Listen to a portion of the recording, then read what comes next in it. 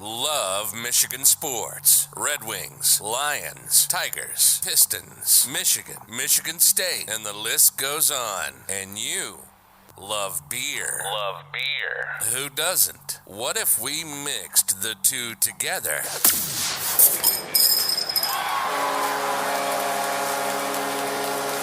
This is State of My Sports. We'll talk everything Michigan sports, like only we do, and then we'll down our fair share of beer from a local brewery, grading the beer throughout the episode. So pop a cold one on your end, and we'll get busy on ours.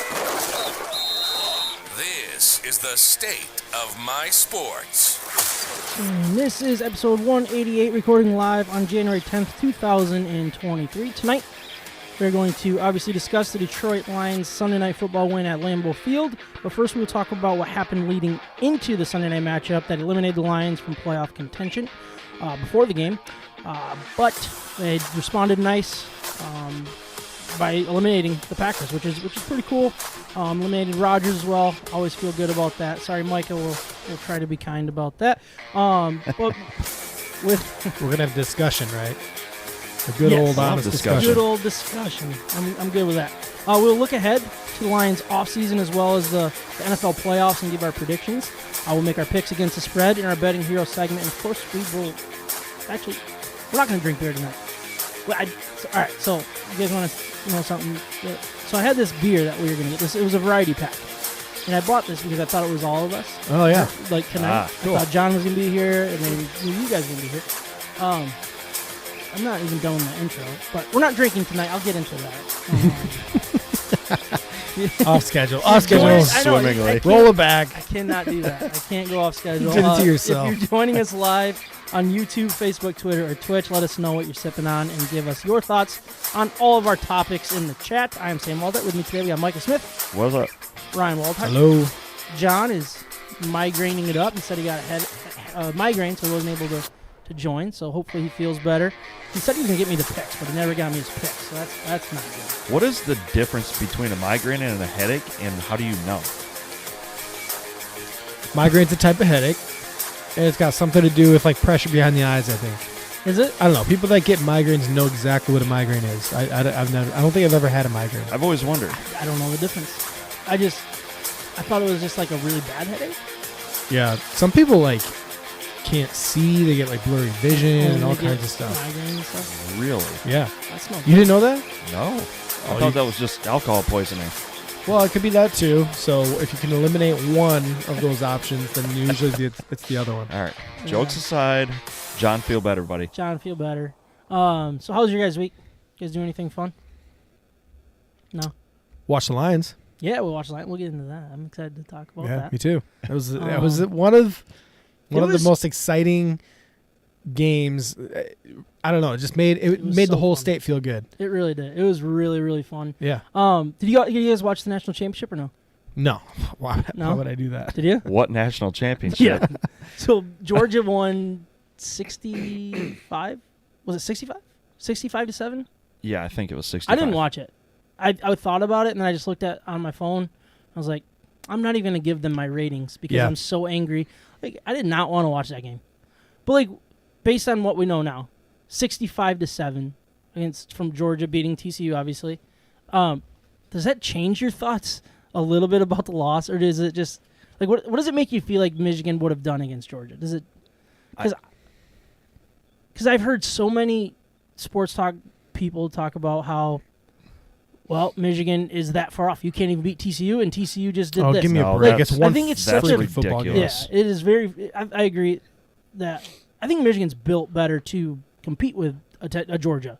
See, the problem with that thinking, My thinking or theirs? No, just the overall thinking. Their thinking is, if you're trying to say that TCU you don't match up against Georgia because TCU didn't match up against Georgia, then wouldn't you also say that you should be able to beat them because Ohio State should have beaten them? That's good. Yeah. Like that, the logic doesn't add up, and people are so short-sighted with this stuff. They can't see in a game how one thing leads to another. Mm-hmm. So Michigan, their game started off as poorly as you could have imagined a game, and yet they were like clawing their way back the whole time. They were playing as underdogs from the beginning because of dumb mistakes at the very beginning. If some of those calls went the opposite direction, who knows what that game ends up as? And it's same thing with Georgia. You get a couple of like weird plays here and there in that game, and now you're playing from behind, or you're playing with less confidence than you would normally. You can't even stick to your game plan anymore. You can't do anything. You're literally playing with your left, like if you're right-handed, playing left-handed to start the game. It's one of my least. It drives me crazy in every sport because fans and analysts, quote unquote analysts, they all overreact to everything because they're trying to have ratings or whatever. I don't know. It drives me crazy that we can't live in the real world and see something happen in real life and say, "Oh man, that was a toss-up call." Yeah. Like that referee's call right there actually made a big difference or non-call. Like that stuff actually matters. Yep. And it can change the whole. I don't know, just the way the game is played. Or somebody makes an incredible play. It's like, oh man, well, or almost an incredible play, and they drop it just by a little bit, or the ball moves. Yeah, that changed the entire game. Yeah, and it was just, I don't know. I looked at it as just TCU was that bad, and honestly, I think we proved it because we absolutely. We've already talked about that game. We don't need to get into it with it. 2 empty red zone trips. Actually, it was 3 empty red zone trips. 2 pick sixes, that reverse call that was also an empty red zone trip. It's like that's 21 to 28 point swing basically, and you still only lost by 6 points. And it's like I think Michigan actually dominated that football game. I think you play that game 10 times, Michigan will win 8 or 9 of them at the absolute worst. You know what I mean? And I think Michigan would have competed with Georgia much better than TCU, obviously. I think they were built to be there, and I'm not ashamed to be a homer in that scenario. But the way that Ohio State competed with Georgia, I think Michigan would have done that same thing personally. Ohio State was actually physical with them early in that game. Mm-hmm. You can't tell me that Michigan couldn't have been as physical. Yep. Yeah, as Ohio State showed early. The other thing is I think Georgia is actually what they had, and this was actually a pretty big benefit in my opinion. They saw Michigan, the tape from Michigan playing against TCU, and Michigan and Georgia are built so similarly in their team structure, in their strengths and their weaknesses and all that stuff, and just the format of the game, the way they play the game. Now I think Georgia's elite, and I think they're the best at it, and so I think Michigan's almost kind of like a poor man Georgia. I would agree.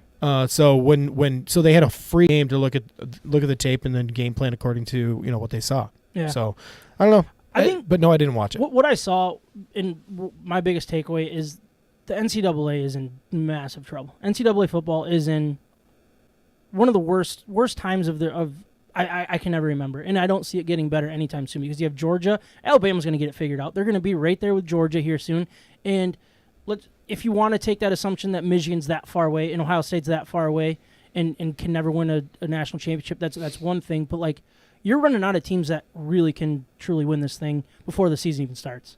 You're down to 3-4 teams that even have a shot. Like a Big 12 team right now cannot win this thing. I would even say maybe a Big 10 team cannot win this thing. I just feel like what we've seen with going from Alabama's dynasty to Georgia's dynasty, and they're going to figure it out and continue to get transfers, continue to get 7 5-stars to the Big Ten's 1. It's a massive problem. And I know the transfer portal was supposed to help it. And I think it's just hurting it because what these Georgias and Alabamas are doing, they're just being like, well, we're just going to get the best player off of a bad team and have them come here 2 years. They don't have to develop. We don't have to worry about developing them. They're already ready. Yeah. Throw them in. We're ready to go. It just makes the reload even easier, I think the transfer portal is actually combating the NIL problem. And what do you mean by that exactly? You're going to see, what you're seeing right now, you're seeing veteran players go play for winning teams where these winning teams are paying kids, $3, $4, $5, $6 million to come play. They haven't even seen the field yet.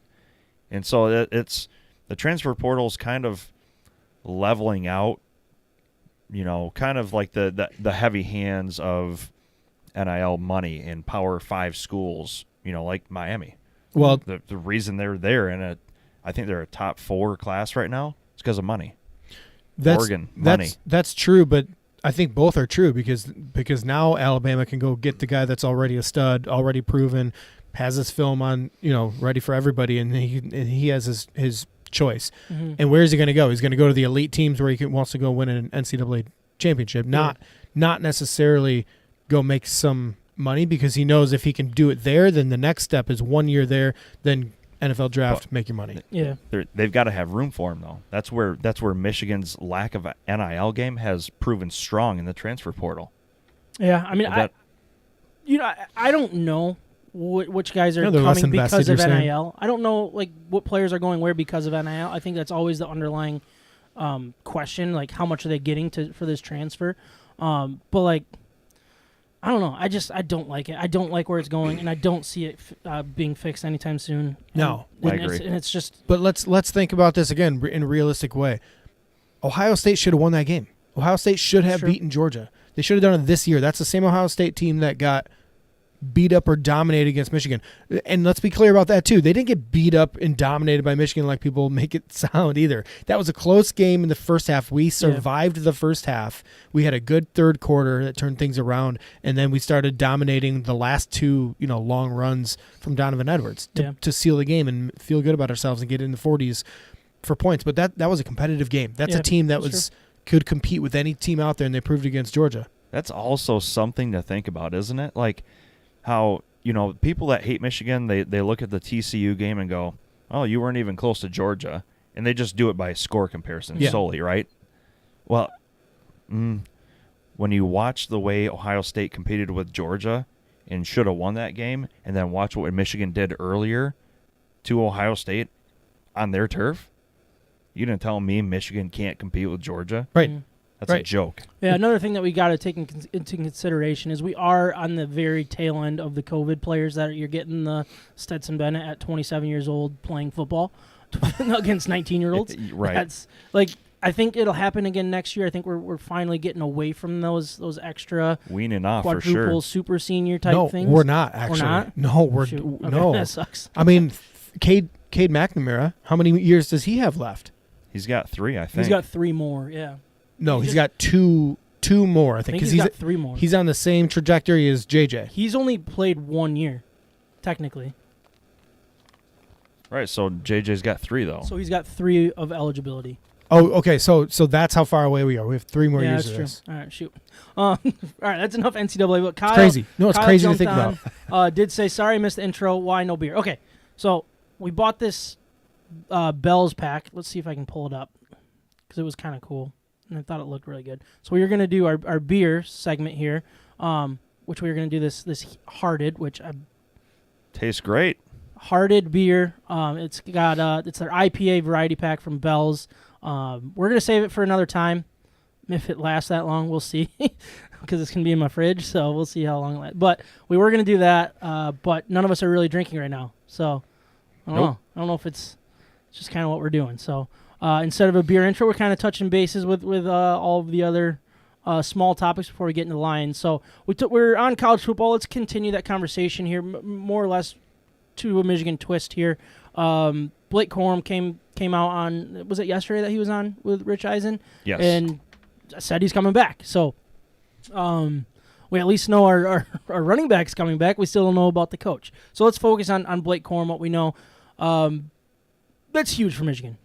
Now, I have said I'm okay with him leaving because I like Edwards as the number 1. But when we see the lack of depth that we had in the running back room, when we're handing off to Mullings instead of Gash or Stokes and stuff like that, because we trust him more, that's a problem.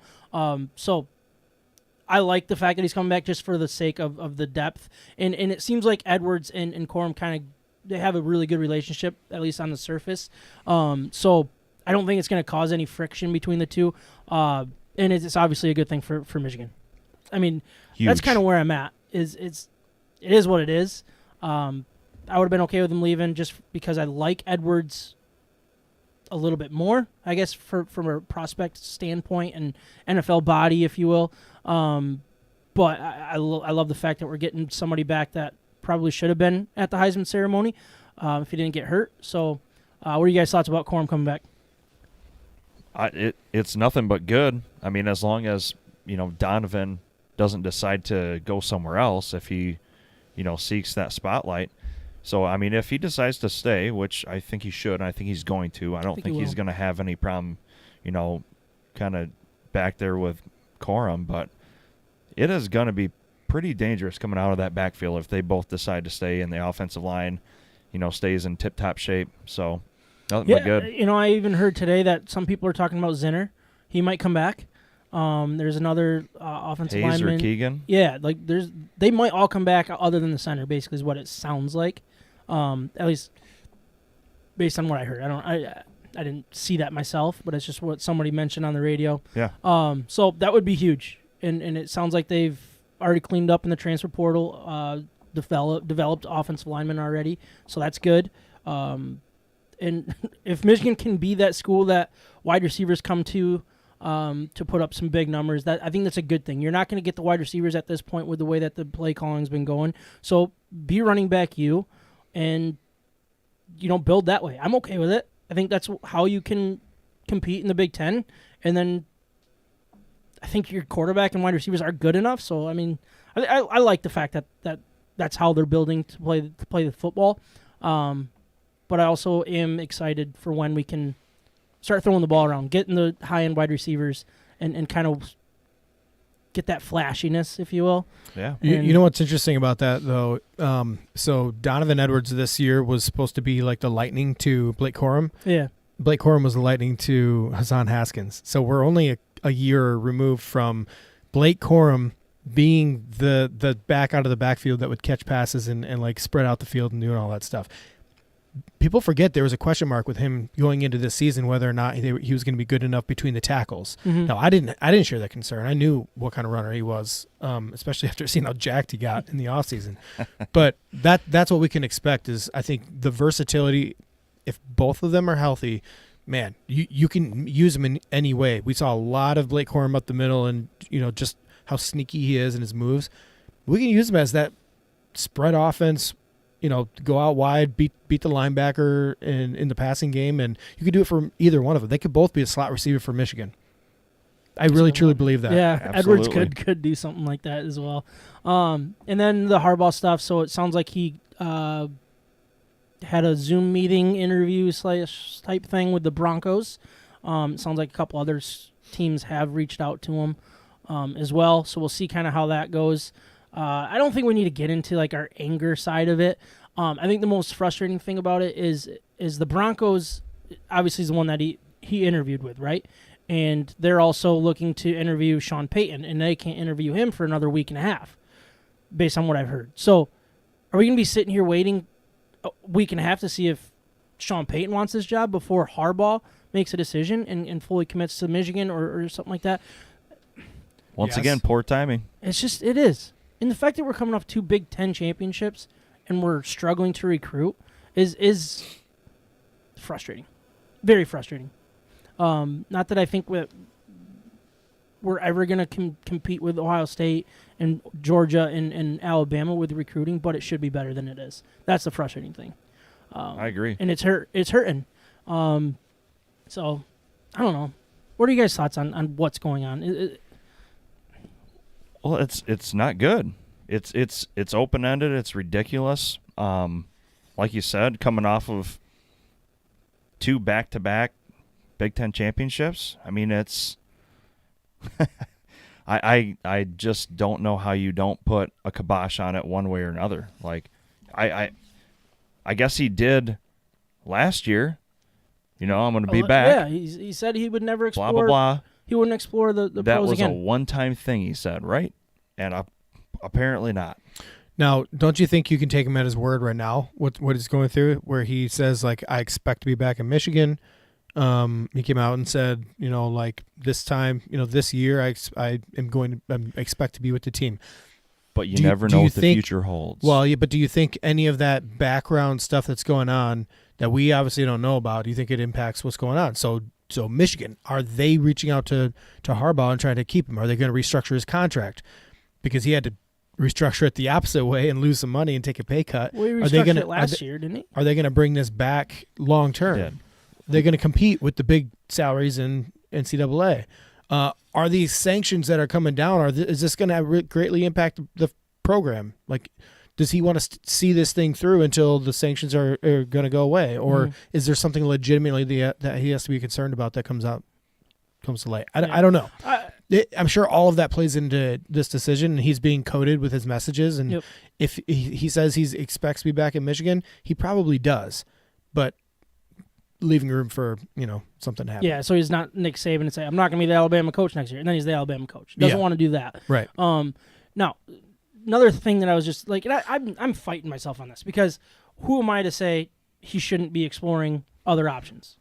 Like, if I was exploring another job and my boss found out, I would hope that he would understand. Yeah, I want to get paid more. I want to grow. Like, I don't think there's like, that might be a bad example. Yeah, but, this is not the forum to do that. But yeah, that's true. They don't listen anyways. No, but it's like, why am I sitting here as a Michigan fan and be like, no, you need to be all in or get out of here type thing? Like, that's not fair for me to have that perspective. And I think that goes with any profession with these guys. Like, better his life, make him happier, and I'm going to get all mad about it. No, that's just silly. Now, another thing that I don't like about it that I was thinking about is the half in, half out is going to continue. So even if he does decide to go to the NFL, he's still young enough to always have, so we go find our new coach and it's going well and has a couple bad years and it's like going, well, what if Harbaugh struggles in the NFL?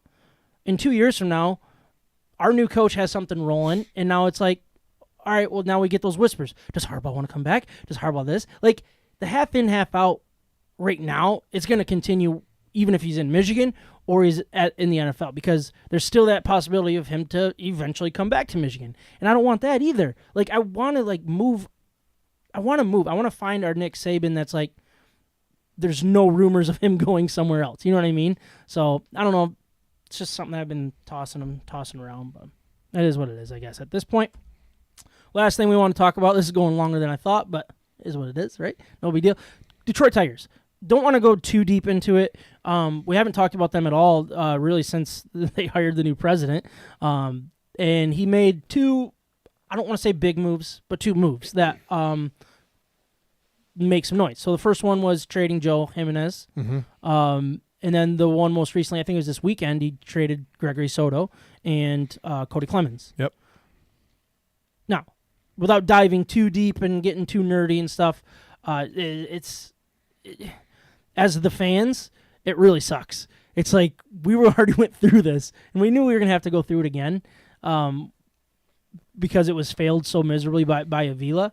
But this just feels like the rebuild of the rebuild of the rebuild in a way. Like, I feel like this is the third time right now that we're hitting reset, and here we are again. It's just, it really sucks that we're giving away these proven bullpen arms before the season even starts, maybe getting not enough. I don't know, like all of that, but I guess perspective on the Tigers real quick, Ryan, then we'll kind of go from there. Yeah, so the three players you mentioned, two bullpen arms and one not good enough to be a major league everyday starter.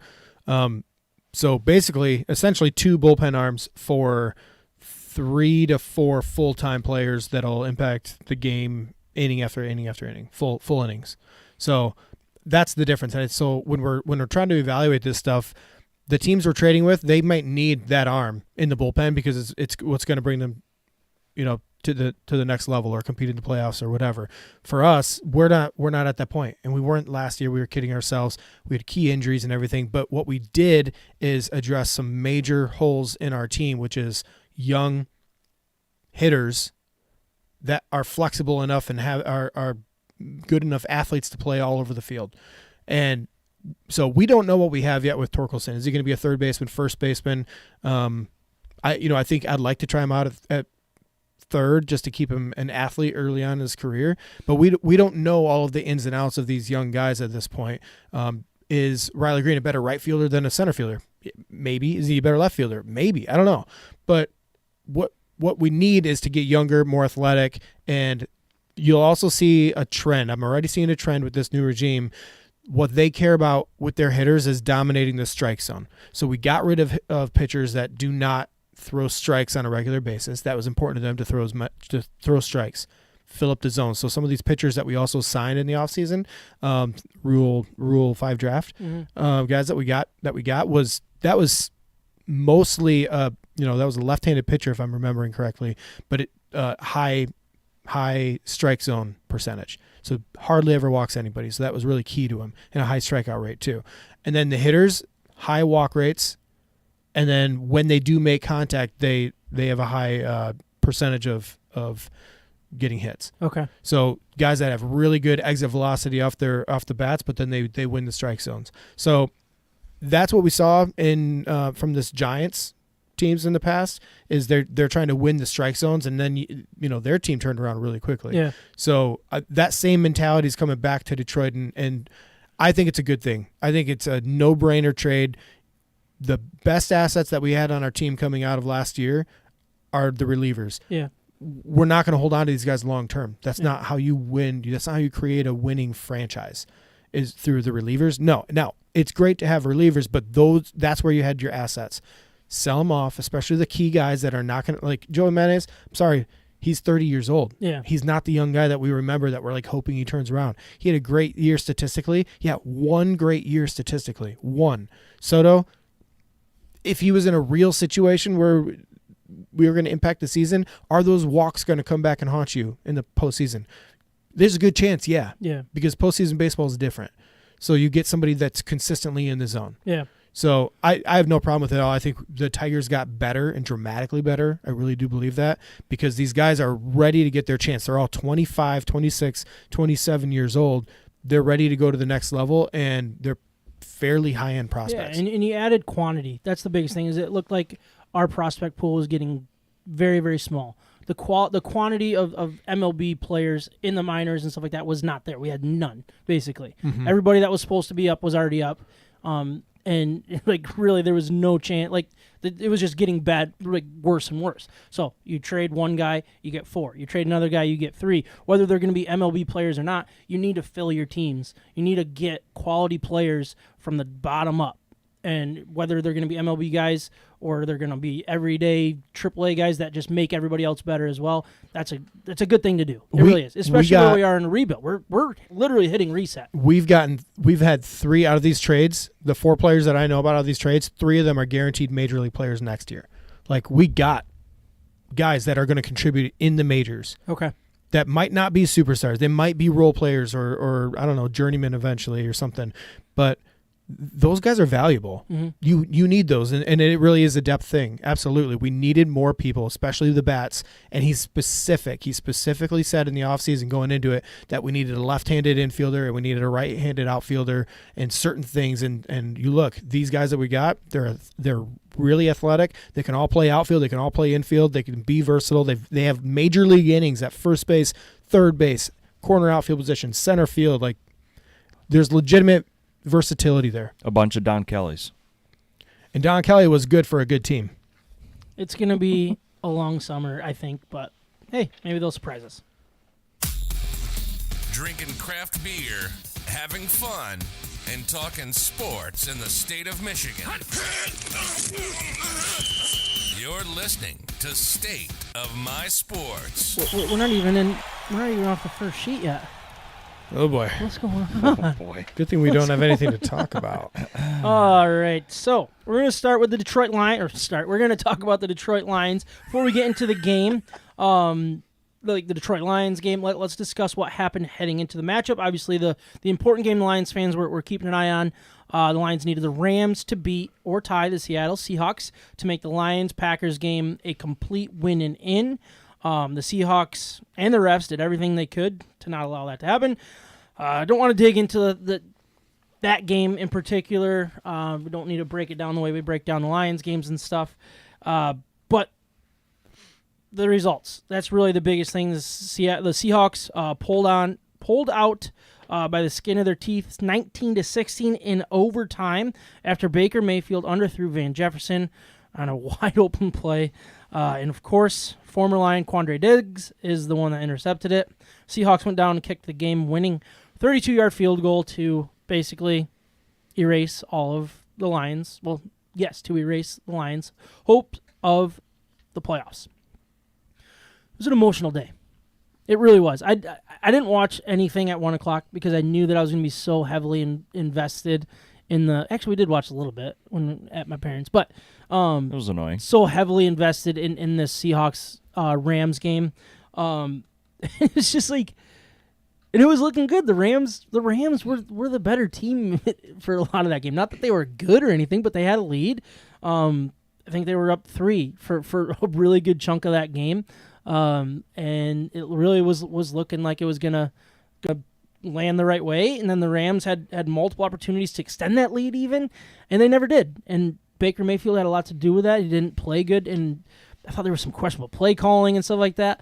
But also the refs. That is probably the last taste of same old Lions getting screwed by the refs in a game that they're not even in, because that was one of the worst officiated football games I have seen this year in football. It was awful. It was so bad. And like some of the stuff that happened. So obviously the BS penalty on the punt, that roughing, or it was a running into the punter. Yeah. I've never seen that late a punter fall down that late and get a call. Period. And they were losing the game at that point. Yes. So yeah, I don't Seahawks remember were exactly losing. how much time was left. There was probably like 4 minutes left, I want to say. Yep. It was a 3-and-out. They had them at 4th and 3, I think it was, and they were going to punt it to the Rams for a great chance to ice the game. And the Rams player literally got pushed into the kicker well after the punt was gone. Like, it wasn't even close. The punter does his little dance, falls down. They discuss it, and then they still do the penalty. I'm just like, Yeah. of course, that screws the Lions over. That is the drive that the Seahawks went down, tied the game, and eventually forced overtime. The definition of roughing the you have two penalties against the punter, right? Roughing the punter or running into the punter. Yep. So the definition of running into it is that you don't allow the punter both feet so he can land safely. So roughing is when they just get lit up, and they shouldn't have been lit Yeah. up. But they called running into, even though the guy was Already had 2 feet on had the 2 ground. feet on the ground, made a football move to get out of the way, ran into somebody falling down in a normal football play, Yeah. and then fell over himself. It was just as much punter running into them Yeah. than them running into the punter. It was awful. The guy who was closest to running in or roughing the kicker didn't even touch him. Like, he was off to the side, and then this random Ram starts rolling into the picture, and he gets a penalty called against him. It was so bad. It was so bad. And then, that was bad, right? And I thought it was the wrong call. And then Dean Blandino comes on. Yep, that's the bad call. That's a bad call. And then I'm like, wow, they might really want Seattle to win this game. And then later on, when Seattle got the ball back before the end of regulation, there was the late hit by Jalen Ramsey. Yeah. Like, what was that? Jalen Ramsey's standing outside, like on the sideline, basically. In the white. Geno Smith is running, literally runs into Jalen Ramsey, who was already standing there, falls over, does his little dance, acts like he's hurt. Gave him another 15 yards. They almost won in regulation because of that call. They eventually missed the field goal, which was awesome. But, that call was absolutely... Geno wasn't even out of bounds when he got hit. That's another good He point. had a pinky toe on the white line. Like, he was in the field to play. There was no whistle yet. It was too fast. This was just literally, he was in the way, being like, oh, geez, I thought you were going to run out. I got to give you a shoulder to protect, number one, protect myself, but also, you're still playing football. Mm-hmm. What was Geno doing? Yeah, and then DK Metcalf, tries to poke Jalen Ramsey in the eye. Yeah. Pushes him. Yeah. Nothing. It was so obvious what they were doing. They were getting the Seahawks. What they were trying to do is get the Packers there. Yeah, I agree. I agree with that. To discourage the Lions from winning. Yeah. That's like a 3 or 4D chess type thing. But Yeah. I was these officials are working hard. I turned over a new leaf this year. I didn't get angry about any NFL stuff. Even when that happened, I wasn't angry. I was just like, all right, it is what it is. I just moved on, and I was like, all right, I'm going to hockey now because I wasn't going to go to my hockey game unless so I went to my hockey game instead. So I was like, all right, blew off some steam there. But Wait, so you didn't watch the Lions? I did. I had it on the bench, and then I watched the second half, and then I went back and rewatched the first half. Oh, okay. So yeah, I did watch the Lions, but that was how it all started. You said you didn't get mad watching. I want how those commercials they have like the challenge flag, the red thing. I'd love to see that. I would want to challenge you here. I'm trying to remember what game it was that I made. I think it was before the Bills game. I decided, all right, they're probably gonna lose this game, but I'm not gonna let it change my mood for the rest of the day.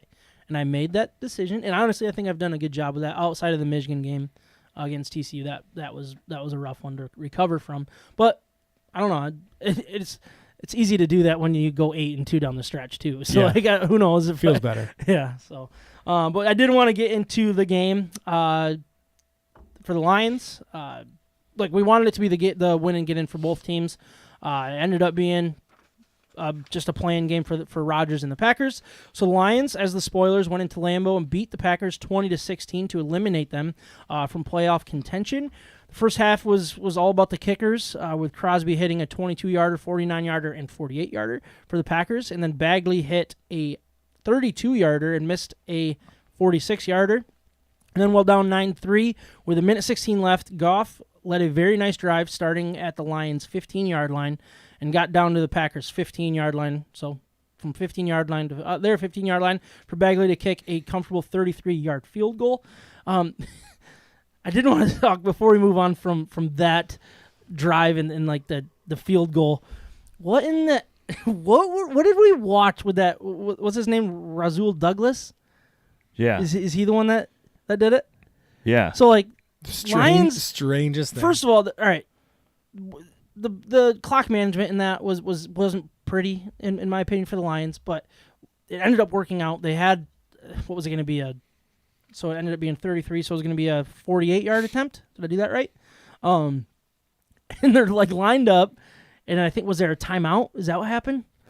I think the Packers called timeout, and then this Rasul guy comes and like just swats the ball away for no reason. I've never seen that before in my life. Like just casually. It was Dude, so funny. The fact that he walked out there, I'm like, he knows a rule that I don't. It's the first thing I said. I'm like, okay, tell me he didn't make some moronic move, but of course. So I don't even know what he was doing. I was in the locker room with that, so I didn't have like good sound, so I didn't know what they were all saying and stuff. But it sounds like that wasn't the penalty. It should have been because he swatted the ball. That should be delay of game. Yeah. But I guess he got the penalty for like hitting a line after the fact. Yeah. So, like, Yeah, acting like an idiot. that was bonehead play number 1 for the Packers. We'll get into bonehead number 2, which is it was so fun. If you haven't seen it, you got to look at it. I was hoping to get the clip on here, but I don't. Hilarious. It was, and then it turned into a chip shot for the for the Lions. How casually he walked up and like hits the ball. I was like, okay, all right, and then just so well, with that weather made it a too, little I'm easier. like that makes it a lot Yeah, easier. I mean, he missed a 46-yarder earlier, and Yeah. then he had a 48. Like, I don't really trust him that well to Nobody make does. these field goals. So hopefully get Riley Moody's, Patterson back. Moody's next year's kicker. Hopefully. Anyways, made the field goal. Lions trailed 9-6 heading into halftime. But outscored the Packers 14-7 in the second half. That included 2 Jamal Williams touchdowns to set a new Detroit Lions record with 17, which passed Barry Sanders. Pretty cool there. Kirby Joseph intercepted Rodgers again with 3 minutes and 27 seconds left and finished in victory formation on the Packers' 6-yard line after a clutch 4th-and-1 pass to Chark for their 3rd straight win over the Packers, and got to watch Aaron Rodgers walk off into the sunset, hopefully, right? He might be done, so you never know, right? You never know. But, man, You truly never know. it really looked... Yeah, he said that, right? But let's start there. We'll just real quick with Rodgers, the way he walked off the field with... Was it Lazard? Is that who? Or Cobb. no, Cobb. It looked like he was done, didn't it? Like, it looked different than it has ever before. He's, like, even Jameson Williams asked for his jersey. He goes, no, I think I'm going to hold on to this one. And he already promised him the jersey and stuff like that. Just it felt different. What are your feelings on his feelings? Like, what do you think is going to happen with Rodgers real quick? You have a... I don't really have anything to say about how they walked off. I thought him actually walking off from Soldier Field last time was weirdly different. So I actually took more from that than him walking off with Cobb. So you took it that. So Two games the ago. Rogers or the Soldier Field one. So you're saying you think based on the way he's walked off on Soldier Field is eye-opening that he might be done, and he was kind of soaking it in. I mean, yeah, ready might to be make done. that decision. I mean, he's a guy who has made an enormous amount of money in his career, and he stated in his post game that, when someone asks, could you really walk away from that much money left on your contract? And he goes, yeah. I mean, he doesn't need it. Sure, would $50 million be pretty sweet for a year? Yeah, it'd be pretty sick, but he doesn't need it. Yeah, what is he going to spend his money on at this point? Like the shirts that he wears they don't cost any money. I mean, Right. the I don't even know what it is, like the circle hoop thing. Man, he just looks like a tool. But I mean, Brittany said he started regardless, crying when he thought the camera was gone. So so she's saying like he thought the camera was already gone. He was crying, but then the camera found him crying. I didn't see that in the tunnel I don't know. with Cobb because he did push the camera away. I did see him push that camera. Yeah. Yeah, Jillian thought it was an awful move, and I was like, I mean, it's whatever. Yeah. And I mean, Rogers Like, hey, isn't known he's for mean. awful moves, so I don't know. It's usually class. Anyways, Jared Goff went 22 of 34 for 224 yards, no touchdowns, no interceptions. Jamal Williams, 16 carries for 72 yards. A lot of those in the second half. That was really big in the fourth quarter alone. Really big. 2 touchdowns. DeAndre Swift, 6 for 25. Khalif Raymond led the Lions with 4 catches and 66 yards. Well, DeAndre Swift, 7 catches were 61 yards. So nice to see Swift getting some touches there, a little more there in the air. Amon-Ra St. Brown, 6 for 49, and obviously, like we said, no touchdowns. DJ Chark with the big one. He had 3 catches for 14 yards, but that really big one on fourth down was pretty cool. The way that they designed that I'm up. glad they went to him. I am too. It was nice to see. Aaron Rodgers. There was also the Jameson Williams touchdown called back for the right call. Like I'm not saying it wasn't a good call. Yep, it was I agree. definitely a holding. Aaron Rodgers in his final game of his career, 17 of 27 for 205 yards, 2 touchdowns, and his very last career pass will be an interception to Kirby Joseph. So that's kind of cool, right? You didn't even predict be. that one last week. You went through all kinds of stuff and pretty much true, but you could have gone one farther. Last throw in his career, interception. Kirby Joseph, the rookie, gets him again. I might have said he would die on the field, maybe in one of my predictions. But Wow. I think I did, didn't I? I think he did. It's morbid. You should have gone back to just making it personal. Like Aiden's gonna get him twice. Kirby's gonna pick him Yeah. off.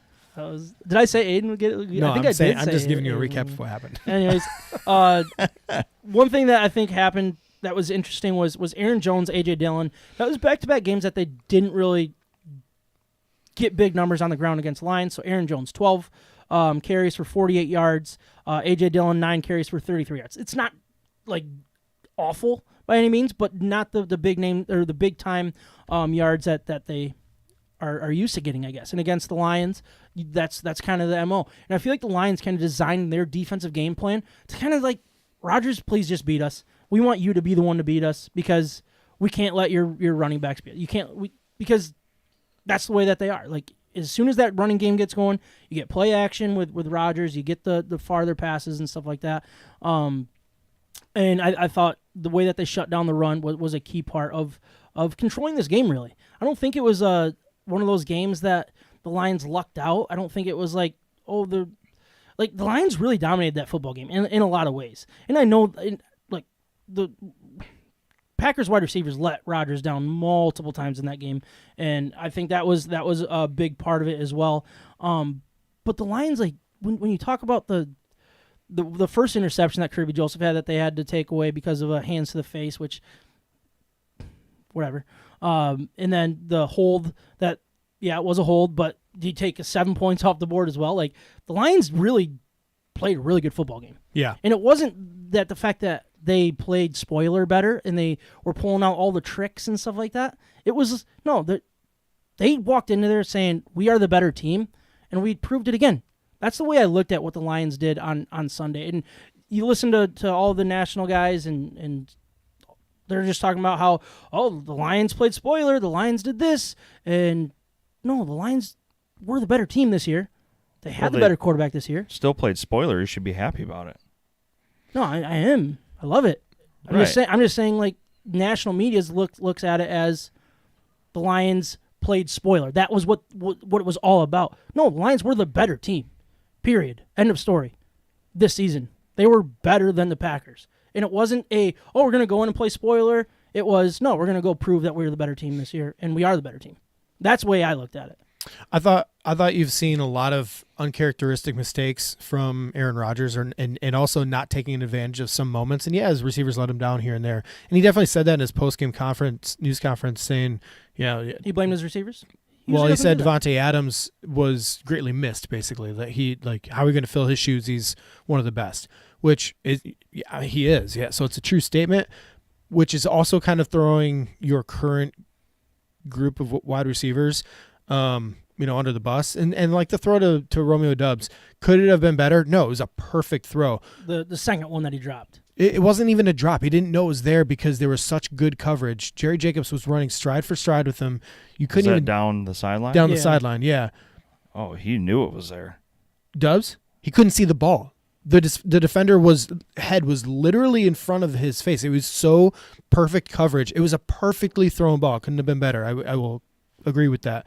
But again, like that throw, maybe if it was Jeffrey Okudah at the beginning of the season or last year or something like that, they're just getting beat on those types of plays, and they couldn't compete. Well, this year we had guys that were running stride for stride. So, both things can be true. I thought that the first lack of touchdown, the first red zone appearance for the Packers was huge when the Lions got the stop. Mm-hmm. It was also like, I don't know if it was a boneheaded play or just a uncharacteristic weird throw that Aaron Rodgers made, but throwing behind your receiver so drastically in the red zone when you could have chosen to whether run it in or just throw it. Yep. And he like missed him by feet, Mm-hmm. That was just uncharacteristic. So I think what we're really seeing and I'm trying to be a little bit devil's advocate here, but I truly believe this too. The changing of the guard is more to do with, I think Aaron Rodgers doesn't have the ability right now at his age to be a superhuman quarterback like Patrick Mahomes and Allen to dominate a game by himself. He can't do it anymore. When he runs, he's not getting away as quickly. He can't maneuver his way around a pocket and always get away and always escape like he used to. Mm-hmm. He can't make the throw last second without winding up and doing all this stuff. He can't make it perfect every time. Yeah. Kirby Joseph got him twice. One of them was called back, but he got him again. Yeah. And honestly, even on the two Hutchinson sacks, those are plays that usually Rodgers on his way down just like whoop, gets rid of it. Not a sack, doesn't take the sack. He usually does that. Now, the one that Hutch just dominated him, he just beat him. He straight up beat him on the inside move. That was a holding. And Hutchinson's really good at not letting quarterbacks get by him. He's got that like hop, shuffle, steps, and jumps that he does really well to gain ground on the quarterback, but not lose an athletic ability to move right or left. He's also got a lot of length on his arms. He's huge. Yeah, I mean, there's a reason he was the second overall pick. Yep. So I think that one he was going to go down either way. But the other one, that was almost Hutchinson taking advantage of the guard coming back and blocking him. He blocked him off the block, and then Hutch was ready there to take advantage. A lot of guys would fall down in that situation because two guys are pushing you. Mm-hmm. Hutch used it as momentum to go get the sack. Mm-hmm. So Kirby Joseph got that interception on Rodgers' final career throw, but then the Lions got the ball. Or had the ball for 10 minutes and 58 seconds of that fourth quarter. They absolutely drained that game, and that was absolutely huge. Just the way that they controlled the ball. I think they got a touchdown in that fourth quarter that kind of retook the lead after the Packers kind of retook it after the Lions scored. It was just like, but to have the ball for almost 11 minutes of the fourth quarter, that is exactly what we want this team to be.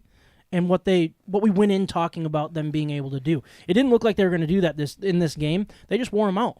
And by that fourth quarter, they were able to pound the ball. They were able to do what they wanted. Did they put up a ton of points? No, but they controlled everything. They were in control. And that was really cool to see, in my opinion. And that comes back to winning the line of scrimmage. Mm-hmm. Their offensive line is legit. They Their just are. Line is unreal. Penei Sewell does not get beat. Like, you don't see him getting beat. And when they run block and Penny Sewell goes down and Jonah Jackson comes back around and blocks the end on the outside, it works every time. Yeah. Like every once in a while somebody misses a linebacker coming, but those guys in the front don't miss. 60% of the time works every time. This offensive line is top 5, if not better, in my opinion. I think everybody in the national media is getting this one right. I think this is either the best offensive line in football or there might be one other team, but nobody can come up with that other team. Yeah.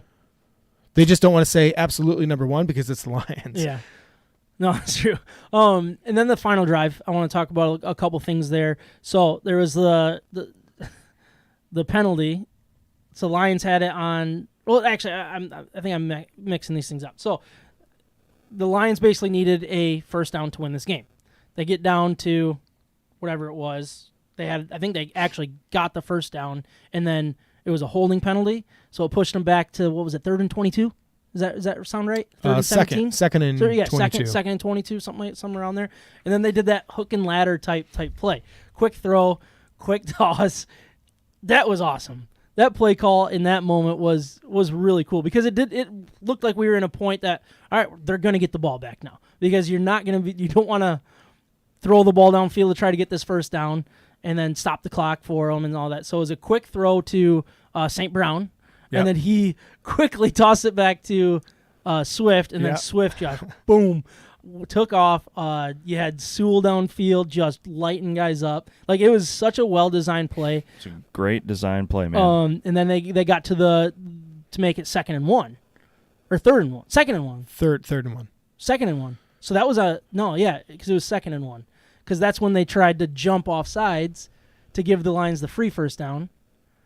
And the Lions declined it. Yes, and then right. on 2nd down, they got the first down again. Yep. And then the final play of the game was the 4th and 1.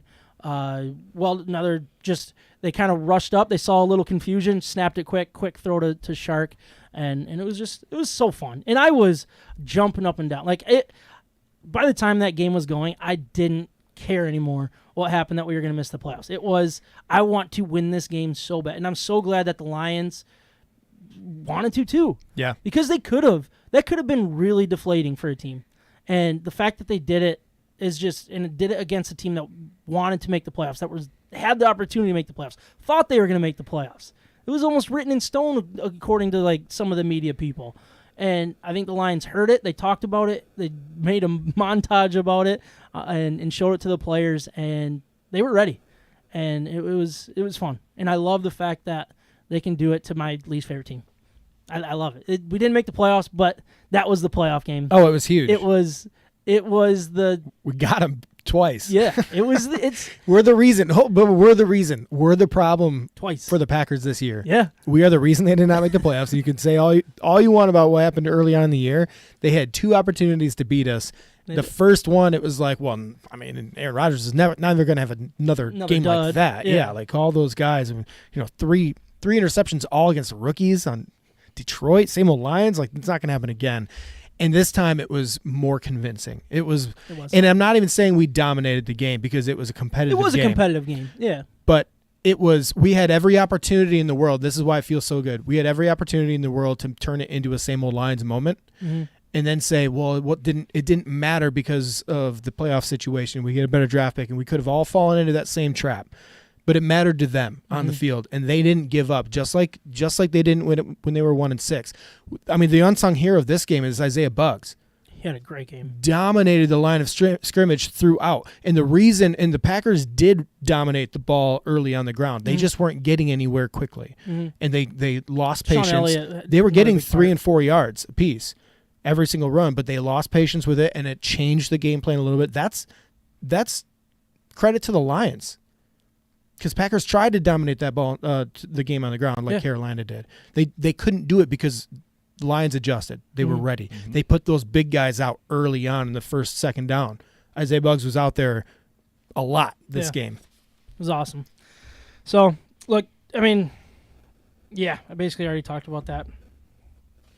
Oh. No, I mean, where I was going to end.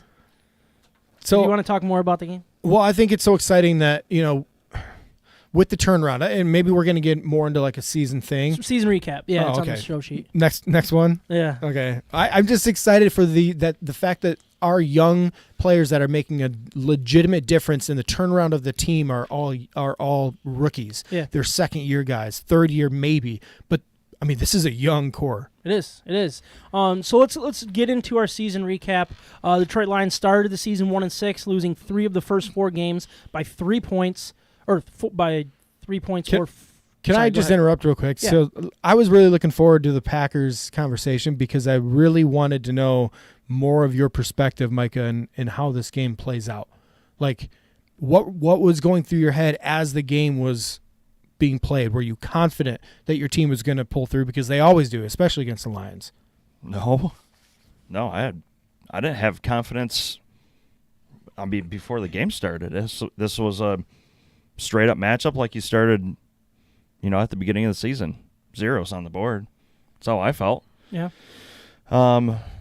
I think overall, I mean, it was from my perspective, man, it was really, really frustrating to see my team absolutely. The defense has been really questionable and really bad all year, and so they show up and play an absolute dynamite game against Minnesota, which was really, really nice to see. So that boosted my confidence. I didn't just think that, just because we took care of the Vikings, this next game's going to be a piece of cake. That was not the case. Joe Barry's play calling has been super questionable all year. I want him gone, but right now he's not going to be gone, apparently. That's a major mistake in the offseason already. I agree. But to be as undisciplined as they were all game was absolutely pathetic. Oh, yeah, we didn't even get into bonehead number 2. Absolutely pathetic. So that was really dumb. They continued to shoot themselves in the foot all game long. Bad execution, bad play calling in key moments, and, I mean, they didn't deserve to win the game. So yeah. And why doesn't Devontae Wyatt play more? Because he seems like a stud. He seems so... Because there's a veteran guy that has chewed up more time than Devontae Wyatt. I think Devontae Wyatt will get a lot more time next year. Yeah. I mean, I don't see why not at this point. I mean, he's got everything it takes to sit up there on that same line with Kenny Clark, and they could be a problem. Yeah, 100%. And I think the Lions, what they did really well is they understood a lot of that too. So they attacked the weaknesses where they thought there were weaknesses, and then we saw DeAndre Swift have a lot of catches there.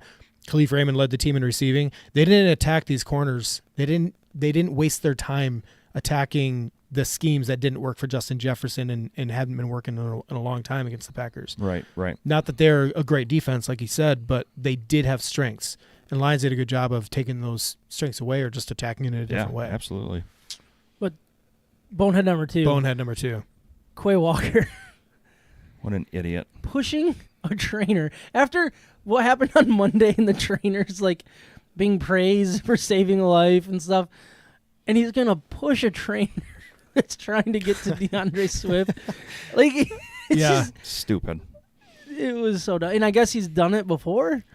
I didn't know that. I don't know. You tell us, Micah. On Sunday Night Football, like earlier this year, they said he pushed. I don't know. He got ejected by for pushing. I think it was like a player that wasn't dressed or something like that last time, or another coach maybe on the sideline. But what a moron. Yeah. Second time in one season, and that's when like Chris Collinsworth just like, I can say I've never seen that. Chris Collinsworth can. He's choking on Rodgers. He loves him some Rodgers. You know what? He's paid to. He's paid to because he pays his bills. Yeah, that's true. And it's good for the NFL. So they knew who they wanted to win. But I like that team actually. They were good. And that was the other thing about the whole game and the excitement is this was our first primetime game. Yeah. We had every reason to not play hard, and yet everybody was in it. They were just out there biting some kneecaps. For sure. So the season recap: the Detroit Lions started the season 1-6, losing 3 of the first 4 games by 3 points to the Eagles, 4 points to the Vikings, and 3 points to Seattle. Had a couple duds against the Patriots, losing 29-0 before the bye and 24-6 to the Cowboys after the bye. And the people really started wondering, where the season was going to go. What's going on with Campbell? Is if this really falls off, or is it time to move on? They lost another 4-point game to the Dolphins, but finished after that 8-2 to finish the season 9-8. 6 of their losses were to playoff teams, while only 3 of their wins ended up being against playoff teams, Giants, Vikings, and Jags. But like Ryan already mentioned, their 2 wins against the Packers kept them out. Their Week 15 win against the Jets was a crucial playoff-type game that both teams were trying to stay alive in the playoff hunt. And then early on in the season, their win against the Commanders ended up being the difference for them making the playoffs or not. So, competed against Buffalo. You compete. Yeah, that's another good point. And honestly, you probably should have beat the Vikings as well. You were right there with the Eagles with a 3-point game. It was a very competitive season. You get rid of those 2 duds, you're in every one of these games, or really 3 duds when you count Carolina. Yeah, I count that one. And it was the way that they bounced back from the 1-6 start is all I need to know about Dan Campbell and what direction this organization's going. They've changed the feeling in Detroit. They've changed the same old lines. It is gone. It is done with, in my opinion. I'm no longer. Yeah, I'm going to talk about it, but I no longer believe in it. I really think the way Dan Campbell in this regime faced same old Lions and talked about same old Lions and said that is what we're going to kill. Not, oh, well, that's the old Lions. We don't talk about previous regimes. I just got here. It's not same old Lions. This is a new thing. Like, no, they're like, we understand what you went through. The locker room understands. We are going to face it head on. We are going to kill that demon. You know what I mean? And I feel like this year, starting 1-6, not letting that same old Lions continue to creep in and say that's going to be who we are too. They changed that, and the players did it. But man, this coaching staff, because they've been there, done it. They're players. That's what this staff is. It is a players' staff. Pretty much all former players. This is way different than what you're used to. You're getting guys that have been there, done that, know how to speak to these players when things are going wrong, talk them through it. Got to a point that they started playing really good football. And another change, a quick point was when they were 1-6. I think they might have been 2-6 at the time. But Sheila Ford came out and said, "I'm full on board with their ideas. I'm full on board with Brad Holmes. I love Dan Campbell. I love what they're doing. I believe in it." And as soon as she came out and gave that extra trust and got rid of all those whispers. Yeah, she got mocked for it. Detroit sports was having a heyday. Oh, you're going to trust a guy that's 1-6 and whatever his record was before, like overall, she did. She believed in it. It's gone. And what this team did is just, I just absolutely love it. Didn't Peyton go out there on the field and kill a curse or something? Yeah, it was, the guy from Dumb and Dumber. What's his name? Jeff Daniels? Yeah, Jeff Daniels and Peyton Manning did like a, what do they call it? Exorcism? Really? Is that what you call it? Ritual? I didn't know that. Yeah, they did it. Would on be an like exorcism, Peyton Places. Peyton's Places or something. Oh, It's okay. like an ESPN show. I didn't see that. Yeah. I don't watch ESPN. They, like, what they did was they took like bourbon or something and put it in like a bathtub, and then they like did something weird. I don't know. I haven't watched it fully, but they did some kind of ritual to get rid of it. So, Are you happier with Brad Holmes this year or Dan Campbell this year? that is an excellent question. Dan Campbell. I'm going to go with Dan Campbell too, but it's freaking close because we're going to get into the rookies and stuff here soon and kind of what Brad Holmes has built, but Dan Campbell had his back against the wall. It wasn't Brad Holmes that had his back against the wall and had to respond. In my opinion, it was 100% Dan Campbell, and that's he surprised me a ton. Honestly, he's not just the rah-rah guy anymore. He's smart. He knows what he's doing, and he can still speak their language. It is a really good mix. And I love what Ben Johnson did. I think you got to give him a lot of credit because he's the offensive coordinator and all that stuff. But who made that change? Mm-hmm. And I still think Dan Campbell has a lot to do with these play calls and the timing of them and setting them up. I think he has a lot to do with it. I don't think he's just the meathead anymore. I think there's a method to his madness. There's a method to what he says, and he's the one that changed the team. Yeah. Brad Holmes couldn't do anything when they're sitting at 1-6. Our offense, his hands were tied. He was our like, offense- I can't do anything. This is your thing. And he went out and did it. Our offense Dan changed Campbell did it. halfway through last year. That's when it changed, when he made the coaching decision to take the play calling away from our offensive coordinator and he put it on Anthony himself. Lynn. Yeah. And then he made the point, right? Then they just ran the ball constantly because they didn't have Jared Goff to throw at that point. Yeah. I'm talking about last year, so I know it's like old business. But that's when we saw him step up as a head coach and say, no, this is my responsibility. Yep. You aren't pulling your weight. I'm not going to give you this anymore. I'm doing it myself. And then he also found his protege and said, hey, we're going to do this together. I want you to have a lot of input here because I have some weaknesses and I'm a head coach and I've got stuff to do. Yeah. So then he evaluated him throughout that process. Going into the offseason, we still didn't know who was going to play be the play caller going into week one. Yep. He gave it to Ben Johnson, and it was clearly the right move. Yeah. But that was still up in the air, so absolutely he has a hand in it. Mm-hmm. They're doing this together. That's why I don't think Ben Johnson is at any risk of leaving at this point, because he is still in his growth learning phase of this. And just as much, his success is tied to Dan Campbell. Yeah. Because what other coach is going to allow you to do hook and ladder in third or second and 22 in the middle of a game when you're winning? Like, Dan Campbell is a little crazy enough to say yes to that stuff because he believes in it. He buys in. He's probably one of those players that said, why don't we do more creative stuff more often? Yeah. And now he has the chance to do it. But Brad Holmes, to me, year one, when he said, no, we're going to invest in offensive line, defensive line, 2 tackles back to back, and then he went more defense, and then he got Amon-Ra St. Brown. It was like clearly won that draft. Yep.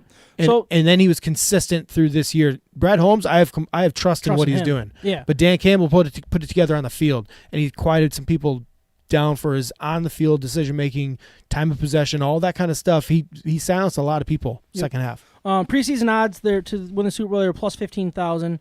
To win the NFC, they were plus 6,000. To win the division, they were plus 1,000. To make the playoffs, plus 400. Over/under wins was set at 6.5.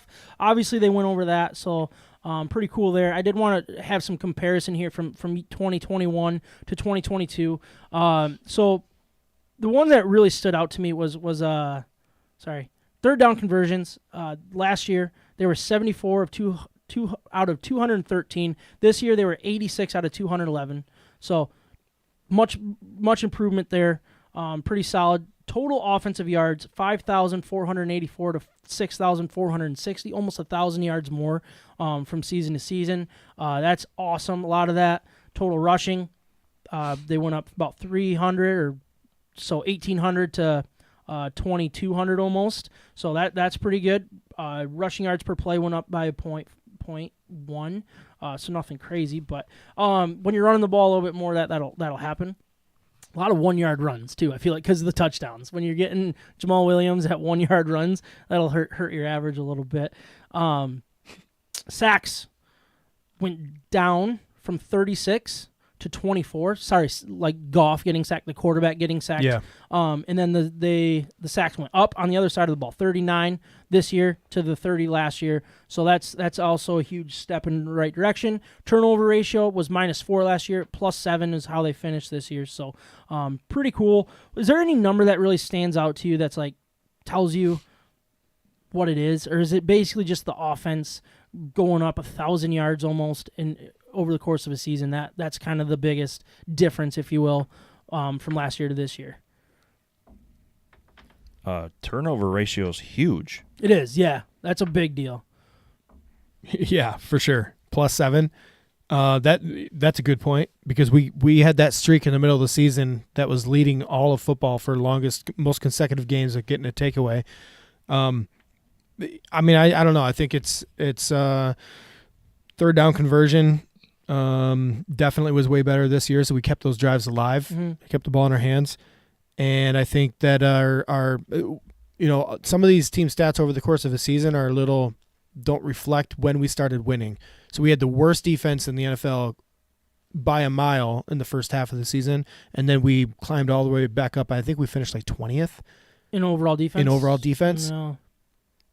21st. No, we're pretty much last. Oh, in really? Overall defense, yeah. Well, it's not just yards. I think it's points per game. Points per game and stuff. Okay. Yeah, and that might be the case. But yeah, I think so. What we see on the field, what we are excited about is the last stretch, the final 10 games. But all I'm saying is, I guess Yeah, these yep. stats, when you're comparing them, they're not going to be equivalent to the historically bad start that we had too. Yep. Touchdowns. 54 touchdowns this year to 35 last year. That's It's a big huge difference. Only two less field goals made. So, and the same amount of field goals kicked. So that's, I guess, progress, if you will. But when you're scoring these touchdowns, that's huge. Like, you basically turned how many more scoring drives? Let's say. So you had 78 total scoring drives this year to, what was that, 61 to 78. So, bad at math, but that's 17. Pretty good. That was good at math? Yeah. 17 more scoring drives this year in the same amount of games. That's pretty cool. Looking at Jared Goff's numbers, last year he had 3,245 yards. Obviously, he had some injuries. He was out a couple games. But this year, he had 4,438 yards. He threw every single pass for the Detroit Lions this year outside of Jack Fox, the punter. That's huge. To have a quarterback play every single snap, basically, that's great to see. Jamal Williams, huge part here. Last year, we had DeAndre Swift at 617. He was our leading rusher, just ahead of Jamal at 601. But when Jamal Williams hits over 1,000 yards and Swift almost 600, that's pretty sweet. Having that duo right there, that's huge. And then Amon-Ra St. Brown had a nice step up, 1,100 yards. So pretty cool. I just thought it was interesting. Just some comparisons there. Tackles are interesting. Tracy Walker, Will Harris, Jalen Reeves may have been top tacklers last year. So the top two are safeties, and then we have a linebacker. This year we have Alex Anzalone, Deshaun Elliott, Malcolm Rodriguez. Now Deshaun Elliott's a safety, plays in the box a lot, but two of the three are linebackers. So maybe we're catching those guys a little bit earlier instead of getting to our last layer of defense right there. And Deshaun Elliott, good player, man. very good player. Really Underrated. Really, Underrated signing. He was a huge signing there. But let's focus a little bit on Jared Goff. And I already talked about his numbers, 44, 38, 29 touchdowns. So yards, he was 6th in the NFL. Touchdowns, he was tied for 5th. Interceptions, tied for 8th. And quarterback rating, 5th ranked quarterback at 61.2. This isn't just a good season. This is borderline. This is a really, really good season. Not a great season. You're not putting up Mahomes numbers. You're not putting up Josh Allen. I get all of that stuff. But when you're putting up these type of numbers in the NFL and taking care of the football, that's he was such a question heading into this year. And I don't know where you're at on the quarterback yet. Do we want to draft one? Do we want to upgrade? He seems like the perfect quarterback for where we are at in our build. You know what I mean? He's not going to prevent us from winning. But he also might not lead us to a Super Bowl championship. But that's kind of where we're at right now. We want to take that next step. And his attitude, his chip on the shoulder that he clearly has from the way he was treated in LA, and coming back with this type of season after last year was very, very rough with all the losses and not great numbers, the injuries, to have this bounce back year I'm so happy for him because he's such a good guy. And I don't think we have to address quarterback. We shouldn't address quarterback, in my opinion. Ever? This year. In the draft. Oh. I mean, next year, though? I don't. I would take it. It depends on where we land. Well, I think what you're saying is he the quarterback of the future? Did he do enough to then... That's what I'm asking. Yeah, not have to go address this right now with our draft He's no picks. longer the bridge quarterback that I thought. I guess the bridge isn't as short as I thought it was originally. Now, if Bryce Young ends up falling to 5 and you want to take him to be my guest, I get it. If that's what you want to do, if they fall in love with somebody, but you don't have to take a quarterback. This time last year, we were like, all right, who's going to be that quarterback in next year's draft? That's what we were already looking at. We were talking about it. And now, that's kind of the furthest thing from my mind. Yeah. Is you do not have to take it. Period. And he's reasonably priced. I think he's $32 million a year.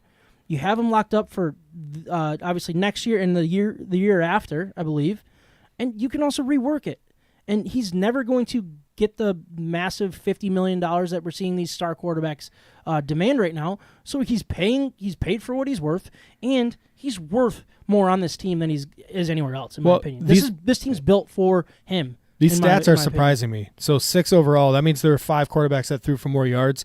Patrick Mahomes, Justin Herbert, Tom Brady, Kirk Cousins, and Joe Burrow. He beat Josh Allen. Geno Smith had an amazing year, but he had more yards than him. He still beat Geno Smith. He'd still beat Geno Smith. He had more than Trevor Lawrence. He had more than Jalen Hurts. Now, I think Hurts had a better season. Yeah, different. Different skill set there a little bit. But there are no other quarterbacks that even come close to having the season that Jared Goff had. Mm-hmm. And so we're talking about top 10 in the NFL type of quarterback that you would normally be debating whether Matthew Stafford was part of. Yeah. You know, Yeah. like Rams, Matthew Stafford. This is that kind of a number right here, like just out of the top 5, and that goes with touchdowns, that goes with interceptions. Pretty. I'm not going to say elite numbers, but kind of next level kind of numbers. Yeah. So I wanted to compare him to 2019 when they went to the Super Bowl with LA and the numbers he had there. So in 16 games, obviously compared to the 17, but he had 4,600 yards. To this year, he had 4,400. Average 7.4 per throw in 2019, 7.6 yards per throw, or probably per catch is my guess, is that how the average works. So he's better there. In 2019, 22 touchdowns to 16 interceptions. This year, 29 touchdowns to 7. He's getting better. And His he's efficiency. still 28. Yeah, he's getting smarter. Like, I'm not going to go overboard and make him something he's not, because I don't think he'll ever be that. But he's serviceable. He can get a team to that level. Well, you should give your offensive line some kudos there. I give the offensive line kudos constantly. Yeah. Well, I'm just saying, to those numbers. No, you're right. I highly doubt that the Rams' offensive line was as good as your offensive line is now. Probably not as good, but they were one of the best offensive lines because you had Gurley doing what he did, and Goff obviously had time to throw the ball. No, but you're right. I mean, we talked about it last week for a long time. What have the Lions done this year different than last year? Well, they've really invested in doing what Goff does well, building around what Goff does really well. So they have receivers that get separation. They can, when they catch the ball, they keep on running. That Goff is great at that, leading your receiver. When he has a clean pocket, he throws just as good or an accurate of a ball as close to anybody in football. Those guys just keep going. So he's good at that. He's great at the play action pass. So they do a ton of play action pass, and they invest in the run early so that to pull it off later on. Mm-hmm. And then they also invested in this offensive line to keep him from having to create his own offense. He can stay on schedule. He can go from 1 to 2 to 3 to 4 without having that pressure in his face. That's how they designed this team. This is the San Francisco 49ers type of mold here that we're seeing. Yep. And it's working. Completely. I agree. So some of the things that we said heading into the year, about 7 months ago, we did a topic was our biggest fears in Detroit sports, and we talked about the Lions. And Micah, you had a really interesting one, and I wanted to talk about it and see how we answered. So basically you said your biggest fear for the Lions was that history is going to repeat itself, that they're just kicking the can down the road. Brad Holmes, is it going to work? Dan Campbell, is it going to work? Did they hire the right guys? And honestly, at the 1-6 start, I was like, I'm right there. And honestly, in the moment, I completely agreed with you as well. I was questioning it, but here we are now. Campbell looks like he is more than the X's and or more than the cheerleader. He is a X's and O's guy. He is pretending to be something he's not for the national perspective. He is something impressive in this locker room. He's got an idea of what he wants to do, and he's executing it. Brad Holmes, what he did in this draft, absolutely incredible. He's seems to be a guru when it comes to the draft. We'll see when it comes to free agency when they're ready to spend. They were 4-19-1 at one point this season in their this regime. 8-2 since. Did they fix everything? Is it pretty? No. That's a big change right there. I think they got it right this time. I really do. Now, how are they going to make it go to the next level? That is the question, and we'll get into that on a different day. But I'm 100% on board for these guys to have their 6 years that they sign a contract for, because I think that they have the right idea. My biggest fear was the coach-GM relationship. We all know Campbell was hired before the GM. Usually the GM hires the coach. How is that going to work? It seems like it's working. What do you think about how that relationship's starting to come together? It seems like they got it, right? Yeah. I bought in from the beginning just based on their character and what they were preaching, and then they stuck to their plan. It takes a lot of character to pass on the most talented guy that looks to be the most talented guy in the draft, but then go and get the character guy that you wanted. Yeah. The reason for the turnaround is because of the character guys they brought into the locker room that are going to buy into Dan Campbell and the message and not think he's a meathead, but buy in. And buy into a rookie like Aiden Hutchinson coming into the locker room and acting like, he is a leader because he is a natural-born leader. But it takes special guys to take that. Jamal Williams, exactly. Jared Goff, even a guy like that, to buy into what he's doing because he is more soft-spoken. I think when you invest in your line, you send a message to your team. But then not only that, they kept investing in their line. And then they kept investing in the same type of players that are hard-nosed, never give up. Brad Holmes said it as soon as he got hired. He said, we might miss on some players here and there in a draft, but we will never miss on a character, on the guy's character. We're not going to miss on the human being. And so that's, I think, come through really clearly, which is the reason for the turnaround. These guys would give up in a normal situation. They're not giving up. They didn't start chattering in the locker room saying Dan Campbell's meathead, he doesn't know what he's doing, he's not an X's and O's guy. No, they said, you know what? If we do win our job, if we stick to the game plan and win the possession and not have our missed assignments, it will turn around, and it did. They played such disciplined football over the last 10 games. Yeah, I mean it was awesome. It really was. It's pretty cool to see, the way that it all played out. Some of the predictions we went through early on in the year, we set the floor at 5-12, basically just on the schedule. It was a winnable schedule for the most part, and they kind of cleaned up towards the end there. And we put the ceiling at 10-7, just one below that. That's exciting. That's something that even the most slappies weren't going to go much higher than that, and they were right there. And you could say that they let a couple of those games get away, and it could very well have been 11-win season, 12-win season. They were that close, and that's really exciting.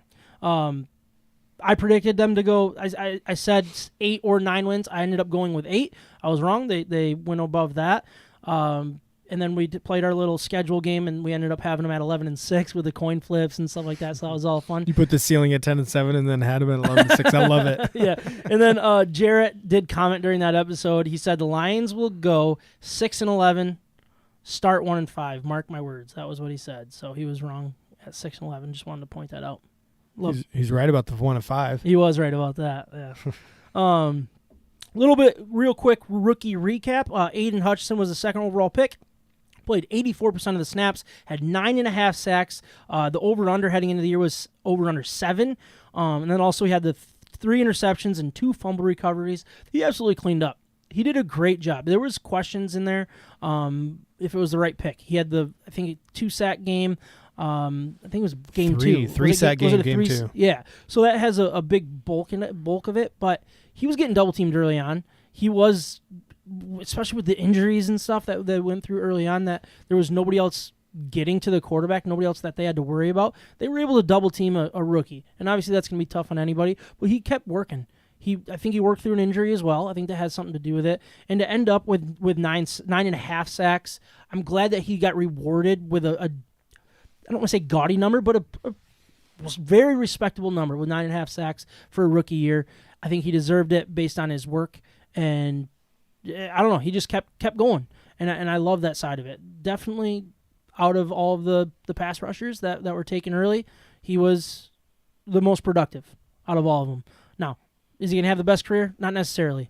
But for once, it seems Spoken like a Thibodeau guy. Yeah. We'll see. we got the better one. We got the better one this year for sure. And I love that. For good. For good. Thibodeau's not the same player. Nope. Well, I'm just... He's not the same player. With our 12th overall pick, we took Jameson Williams. He played in 6 career games, only had 1 career catch for a 41-yard touchdown. He had 1 career run for 40 yards. Didn't get in the end zone, but he also had the 64-yard touchdown taken away from him on Sunday. Obviously dynamic. Something was missing. Chemistry, injury, I don't know. He dropped. we'll He dropped see. a lot of passes. He there did drop too. some passes. Yeah, that's a good point. He was rusty. Yeah, so we'll see how that pays off. It was more of a long-term pick anyways. That's what it was. So don't want to say, we can't really say too much about it. Josh Paschal, 46th overall. He played in 10 games, 16 tackles, and 2 sacks. Kirby Joseph, 97th overall, 14 games played, 4 interceptions, 2 forced fumbles, 1 fumble recovery, and 82 tackles. Tracy Walker went down. He started getting more snaps, and he did very well. Now, is he going to be a stud getting 3 picks every year or stuff like that? Maybe not. I'm not saying, but like, he definitely went through some rookie issues as well. Yeah, like, early on he did. He looked lost at times. But man, that's a nice find right there. 3rd round guy in a position of need. Someone that you need to match with the guy that you signed or re-signed with Tracy Walker that would have got paid pretty dang good from anybody. Mm-hmm. That's nice to see. You find he's not going to be the number 1 guy next year. He's going to be able to do it differently. And he's got the hands, obviously. He hits hard. He plays really well. Really good with his hands, I think. So the sky's the limit with him. Really nice find for a 3rd round pick. James Mitchell, 5th round, 177th overall. 11 catches on 11 targets for 113 yards and a touchdown. Nothing crazy. Malcolm Rodriguez, 6th round, 188th overall. He played in 16 games, played 57% of the snaps, had 87 tackles, 1 sack. Look, I think heading into the season, we were all really high on him because of Hard Knocks. And I think early on, he played really good football. He went through an injury that might have had something to do with somewhat of a, I don't want to say dip in his play, but just production. He's not an answer, but if he's going to be the guy off the bench, if he's going to be the number 2 guy at linebacker, that is great to see. And you found him in the 6th round, and look, he can play in this league. That's the biggest thing. And if you found a guy that can make a team in the 6th round, that's the first thing. And if you find a guy that proves that he can play in the league his rookie year, that's the second thing. It's a huge win to find this type of player and that type of pick. Rookie linebackers, I mean, I don't know if there's a harder spot that you're in. Maybe cornerback, but it seems like rookie cornerbacks are just more. They can be more focused on just like man coverage, and they can use their athleticism. Linebackers, you have so much to juggle. You have that first instinct, that kicks in, and the game is so much faster. They always talk about the game being so much more physical and how much faster the NFL is compared to NCAA. Can't just rely on your natural ability to just run around and make plays. You get first rounders. I mean, we've had plenty of first rounders, second rounders wasted on linebackers that don't pan out. Yep. So to get somebody that clearly belongs in the league, because he's fast, he adds another element as a linebacker. He's physical. He's not afraid. Smart too. He's smart. Yeah, he's in the right spot at the right time. In fact, he kind of got back to how he started the season near the end too. He was an impact player again, playing more downs.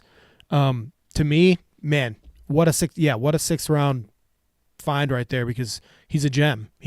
And he doesn't need to be a superstar. That's not what we need from him. Exactly. We need for him to fill his role with the linebacker unit and demand more of everybody else around him, just like we saw him in Hard Knocks. Yeah, yep. Another 6th round pick, 217th overall, James Houston. In 7 games played, he had in 32% of the snaps, but had 11 tackles and 8 sacks.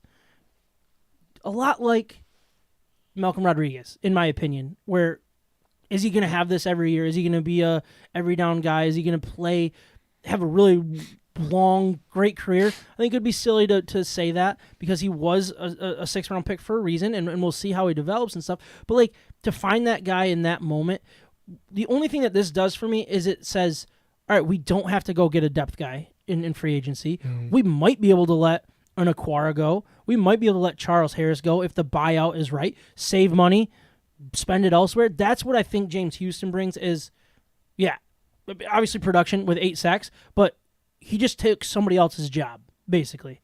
And as a role guy, and if he can be a full-time starter, I get that. Like, I think we saw that progress as well as the season went on. Towards the end there, like more percent of the snaps and not just a third down guy. But just the fact that you were able to find another guy for the 6th round pick that's going to be part of this team, and it wasn't a waste. That's such a huge thing for this Lions organization to not waste picks because it seems like we've constantly done that in our lifetime. Huge get. See, I actually disagree. I think it's bigger than even just a huge get because he also brings a dynamic that we didn't have as a pass rush unit. We had defensive ends that had to use their hands the right way or bull rush or whatever. They're long, athletic. They can contribute in the run game, in the pass game, but we didn't have that pure pass rusher that could just flat out beat you to the edge, bend like crazy, and go get a strip sack. And he's done that. He's done it that way. He's bull rushed too. He's beat it to the inside. He brings that element that causes fear in third downs from a quarterback. At least checking your shoulder on the blind side just to make sure, see what he's doing, see what he's up to over there. You need to know. Well, you need to know, exactly. Yeah. And he proved it because you do not have that kind of 8 sacks. People don't get 8 sacks. Charles Harris had led the team at 7.5 last year. Yeah. 8's a good number. I mean, Green Bay. Just read what you just read. He's got 8 sacks in 32% of the snaps. That doesn't happen. 7 games, 8 sacks. Correct. That kind of production is real. I don't think you can't fake that, in my opinion. And these aren't cheap sacks where there's some coverage stuff going on and coming back. No, go look at his sacks because he could have won a 3 count. Yeah. In some of those, he's fast, he's legit, he's a problem. The problem. There you go. No, I mean, what a get, and I don't remember if they traded for this pick. I don't remember exactly how. Something tells me that they traded to get this pick, which means they thought he was too valuable to leave on the board any longer. Love that. Defensively, they were last in yards per game with 392.4. Third worst pass defense, allowing 245.8 yards per game. Fourth worst run defense at 146.5 yards per game, and fifth worst, allowing 25.1 points per game. They did, however, have the fourth best turnover differential at +7 with 22 takeaways, 15th least, but only 15 giveaways on the season. It's a good recipe there. And look, nothing to write home about with this defense, but you're starting to see the vision come through. You're starting to see players perform, and you add a couple more. Like that's obviously the next part is how you add them and what you add. They got better when the rookies got on the field more. Mm-hmm. That's not supposed to happen. Yeah. Offensively, fourth in yards per game with 380, behind the Eagles, Bills, and Chiefs. 8th in passing yards per game at 251. 11th in rushing with 130 per game. And 5th in the NFL with a 26.6 points per game, only behind Dallas, Eagles, Bills, and Chiefs. Arguably 4 of the best teams. Well, maybe not Dallas, but 3 very, very good teams heading into the playoffs here. The rushing side, obviously Jamal, we already said, went over 1,000. That's great. 17 touchdowns. He was the only running back to lose a fumble. He lost 2, but fumbled 3 times. Swift didn't put the ball on the ground. Justin Jackson didn't put the ball on the ground. That's great. Swift fought through some injuries, only played 14 games on 99 attempts, 542 yards, 5 touchdowns on the ground. And then you add on his 389 receiving yards. Pretty productive season. Nothing to get too excited about in the pants or anything, but it's when he's on the field, it's different. So that's nice to see. The receiving, Amon-Ra St. Brown continued to build in 16 games, 106 receptions, over 1,100 receiving yards, 6 touchdowns, 72.6 yards per game. That's impressive. And then I was shocked when I saw who our second leading receiver was. Khalif Raymond with 47 catches, 616 yards. Our second leading receiver, which is pretty crazy. Probably would have been Hawkinson if he didn't get traded. But DJ Chark, 11 games played, 30 receptions for 502 yards. So pretty good, 45.6 yards per game. Take that all day. So good production. And one thing that I really like about what this team did is they put up gaudy offensive numbers, but you don't just look at one guy. Like, it's not like we have a Justin Jefferson. We don't have a Jamar Chase. We don't have that guy that just goes out and dominates. You know what I mean? We just have a scheme. We have multiple guys that do their job. We have wide receivers that block just as hard as they run the routes. Like, I love the way that it is, you know? And yeah, they were the highest paid offense heading into the season. That should be a top 5 offense in general. But it's a top 5. It's a quiet top 5 offense. Yeah. You know what I mean? It's not. You're not going to go into a matchup. Like, let's say the Lions were in this, and all of a sudden they're going to play the 49ers, and they're like, oh, but this is a really good offense. It's like they wouldn't know what to say about the Lions because they don't know. Like, I don't know. I'm on Ross St. Brown. Who? Well, he was the third He's really round good. pick. Yeah. Yeah, he's really good. You don't know who he is? Well, no. It's like those are the conversations that you have with people that don't watch this team every year, every week. So it's fun. Yeah, so Jared Goff ended the season with his last 9 games without an interception. That is the third longest streak, game-wise at least, third longest streak in NFL history. Only behind, I think Tom Brady might have done it 11 games maybe. Really? Yeah, and then there's like 2 others I think that got to 10 at one point. Elite company as far as taking care of the football. Mm-hmm. That plays to the offensive line. Also, just the receivers and their reliable hands with not tossing something up in the air and causing just a random pick. He doesn't take chances, but he doesn't have to. And he's okay with checkdowns. He's okay with who he is. Let's be honest. He just hit his receivers. He's hit his receivers every time there weren't opportunities. He didn't throw into those situations that was like, oh man, that was dumb. Because you have a guy like Stafford who throws, let's say, 12 interceptions on average. Well, there's also 5 dropped interceptions. Yeah. You know what I mean? Yeah. I don't recall many dropped interceptions that Goff, that one got away from me. He doesn't do that. He just threw to the open person, Mm-hmm. and he threw to them. And this was the first game that I saw the glove come out when he was playing quarterback, and we saw some bad throws early in that game against the Packers. But then when it mattered most, reliable again, right? He made the throws he needed to. I wasn't completely done with that, though. So early on in the season, there were 6 interceptions when he was struggling with interceptions early on. 6 interceptions. On 4 of those interceptions, I heard this stat, so I'm just kind of relying on them to do the research. On 4 of those, they were supposed to be for T.J. Hawkinson, where there's clearly some mistakes and some miscues, and for whatever reason, they were not on the same page. Mm-hmm.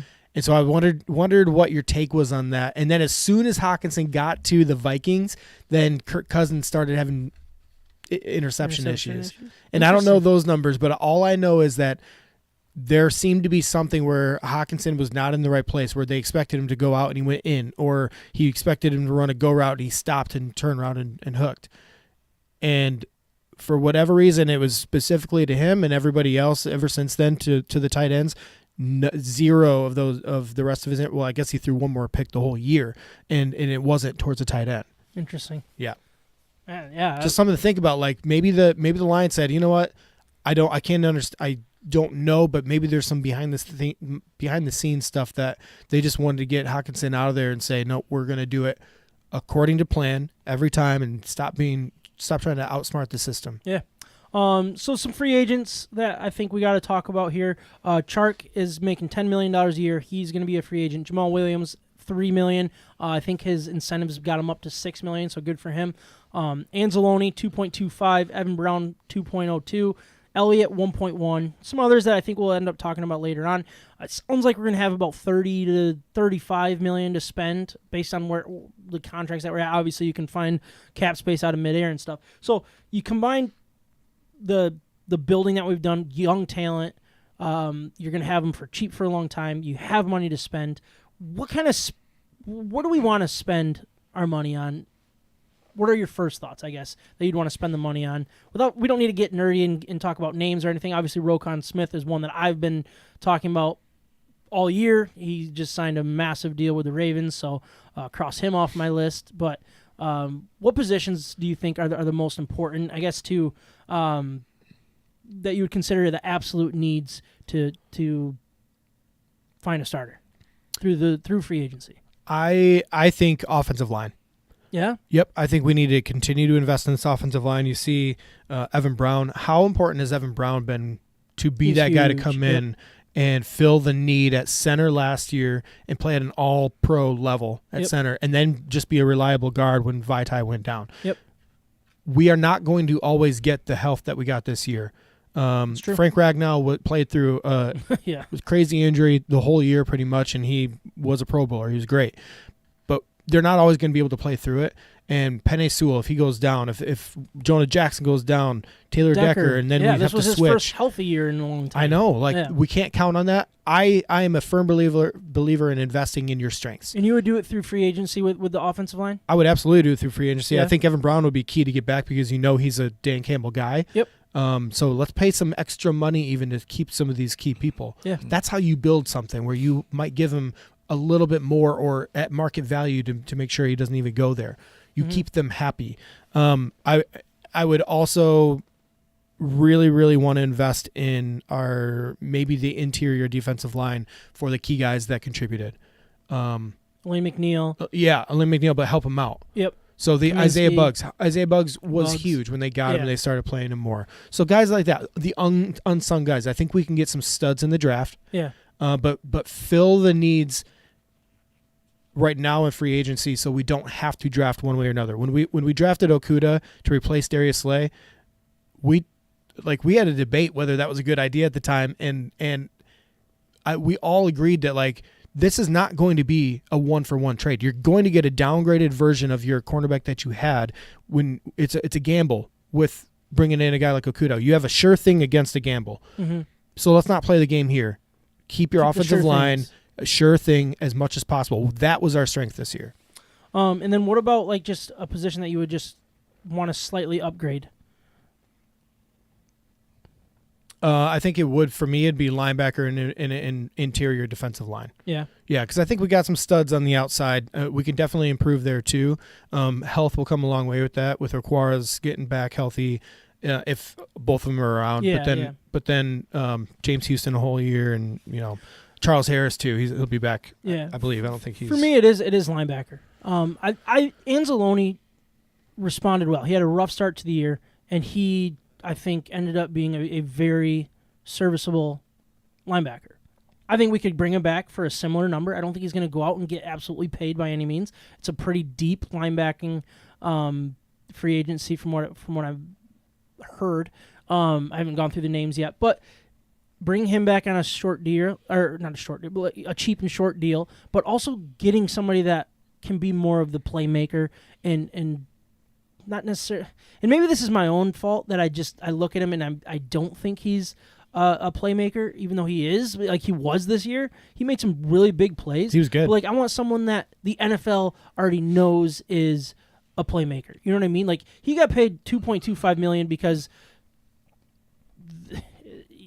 on a 1-year deal because nobody else really wanted to sign him. Yeah, he was basically going to be out of football in a lot of ways. Maybe he would have been a depth guy. He came here, he started, maybe bet on himself, had a good year. I don't think he's going to deserve that big of a raise or anything. But I want a better linebacker as our focal point of the defense. Yeah. Physical there. specimen. Yeah. Yep. I do. Yep. So that's kind of where I want to. That's my focus here. Heading in the offseason is I want it to be a proven guy. I don't think you can get it in the draft and it click right away. I want it to be someone that's that we know is going to come in, be the Mike, be the leader. Maybe it is Anzalone, and then you bring in Sewell. I don't know. But you need to get your superstar-ish linebacker at some point here soon. Yeah, and I agree. So cornerback, I think you attack that in the draft. I want a stud, big-time talented Maybe cornerback in the draft. And maybe two. I'm not against that either. But linebacker, that's going to be a gamble all day long. And I'm not saying you can't, because if you get the right guy and they believe in it, then Brad Holmes, go get your guy. Yep, I agree. But free agency seems to be the best place for those linebackers.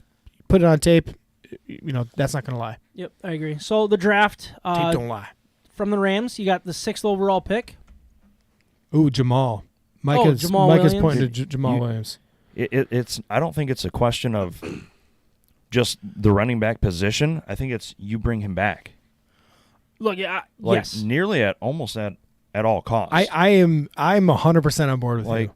Obviously, you don't want to dump all-star money into Jamal if he calls for it. Let some other impoverished team bark up that tree. But to be honest, I mean, you look at his numbers. He's got that Detroit mentality. And Yep. right now, I mean, who are you going to get that's like kind of like a bargain? You know, could you strike a bargain deal again with him specifically, and you get some sort of production like that? I mean, you're either going to do that through the draft, or you're going to spend buco bucks, and everyone's learned not to do that with running backs now. Yeah, they just don't do it anymore. Yep. So I agree, and I think being the ultimate team player, the ultimate team guy, we saw his heart come out in Hard Knocks, and then throughout the season in that last game, like him, His post-game interview. yeah, like it brings people to tears. Mm. And because he has that much passion, he cares about the team that much, and we heard the praise from the coaches, from the other players, and about being a leader. So yeah, I agree. If this is a Campbell guy and a Brad Holmes guy, you keep him. And let's say the Lions go draft somebody. Guess who might get their feelings hurt? DeAndre Swift might get their feelings hurt. Mm-hmm. Would Jamal get his feelings hurt if they go spend a first-round pick on a running back, Bijan No. Robinson from Texas? No. Jamal won't care. He's going to be like, come on in. Like, Yeah. let's do this together. He's a together. team guy. And I think that's what we have to decide here. And don't get me wrong, I want Jamal back. I hope that we can get him for a discount. I think that's obviously a key. I would love to have him back, but at the same time, we brought up the offensive line, and I think you can find what he did for a similar price. If he's looking to double his salary and is expecting to make $6 million instead of $3 million, that's where I'm gonna be like, can we find somebody at $3 million and do it? Because what Justin Jackson did, Justin Jackson had a really good year when he was healthy. He did. And when he got things going, like he was doing that. And that's where I'm at with the running backs in general. It's like I'm thinking draft, move on from Swift. And if you're gonna do something like that, then you definitely bring back Jamal and let him be that guy. But you're not going to spend $6 million on a number 2 running back. And that's what he is. Did he put up incredible numbers? Yes. But he's always going to be a number 2 running back. He's not going to be a featured running back in this league, in my opinion. And if he's going to get closer to that featured running back money, I don't like spending $6 million on any running back, let alone our second-string running back. You're Which talking about a guy with over 1,000 yards and 17 touchdowns. But you agree, though. Yeah, I agree. You agree. Yeah. It's not just the numbers. He's a part of a duo. That's where he belongs. He's part. Yes. He's thunder to the lightning, to an extent. But if he does it again, whether he plays for the Lions next year or someone else, then you start going, yeah, is he really just a second string guy? Yeah, I and at that point I don't care. Like, let's bring it back because you're investing in the person. You're investing in the absolutely. locker room. The person is where I'm okay with maybe giving him $4 million, but I don't want to give him much more. That's just And I kinda where I'm don't think you'll have to either. I mean, maybe 5, but again, what are we at that talking point, about? what does it matter? Yeah. Why would 5 make me mad? Yeah. It won't. But the running back is going to be a massive question. DJ Chark this is year. interesting too. Actually, DJ Chark is actually really interesting. because he seemed to really like this locker room too, and he didn't match nowhere close to his numbers that he was doing in Jacksonville at his prime. Yep. And yet he was happy. He loved the city. He loved the teammate. He loved the atmosphere there that Detroit had. He I don't loved know. it, but did you love him for $10 million? For $10 million, no. But he's not going to go make $10 million. No, I understand that. So, like, I think if he stays, it'll be less. But at the same time, I like the depth that we have at wide receiver. That I'd be okay with him leaving. I just don't want him to go. I don't want him to leave because of money. Because I think, like Ryan said, we know he works. We know he likes it here. He's a culture guy, too, it seems like. Like, he's part of that. And maybe we're getting too high on that because we're not used to it, to have a culture that we actually buy into. And we got to be cautious when it comes to that kind of stuff. Because just because he's a culture guy doesn't mean the next guy isn't. You know what I mean? Yeah. That we could get for cheaper. But Here's a question for you. Would you rather have DJ Chark at $3 million less or Jamal at $3 million more? because we have Jameson Williams, and I think Jameson Williams is the Chark role, I guess, I would rather keep Jamal Williams because we don't have somebody that can fill that role, where I look at Jameson Williams and really just Amon-Ra St. Brown and just the depth that we have at wide receiver as a way to let Chark go for that much money. See, I see Chark as a prototype.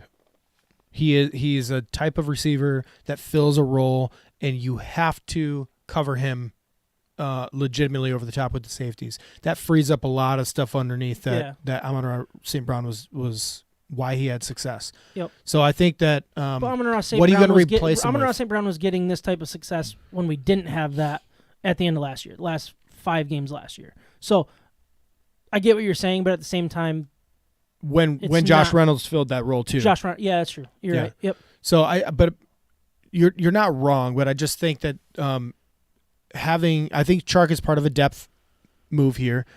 So if there is an injury somewhere, he can step in and be a legitimate wide receiver. We're talking about a former Pro Bowler that was not at full strength throughout the entire year. Yeah, and he was So he only played in 11 games again this year. So the injury thing still the question mark that people will look at. He's going to get a short-term deal, maybe a little bit more money than people are used to spending, but as long as it's not a long deal, he's not going to go get a 5-year, $12 million a year type contract. Yeah. It's going to be a short-term. Give him 2 years for $8 million. I would be really happy. I think that would be perfect because you got James Williams, Amon-Ra St. Brown making nothing basically because they're draft picks. So overpay for the depth guy until you have to pay for your stars. I mean, what are we going to get? What are we going to replace him with? Are we going to go get another guy exactly like him on the free agent market, or are we going to draft a second rounder and use go get a Romeo Dubs that needs a little bit of time to get his feet underneath him, like that? Depends on what cap casualties you can find. But just because the production looks like it does not mean that he was not trustworthy. Like he was trustworthy. He did his Chark job. or DeAndre Hopkins. DJ. Oh, well, I mean Hopkins is better. Are you kidding me? Yeah.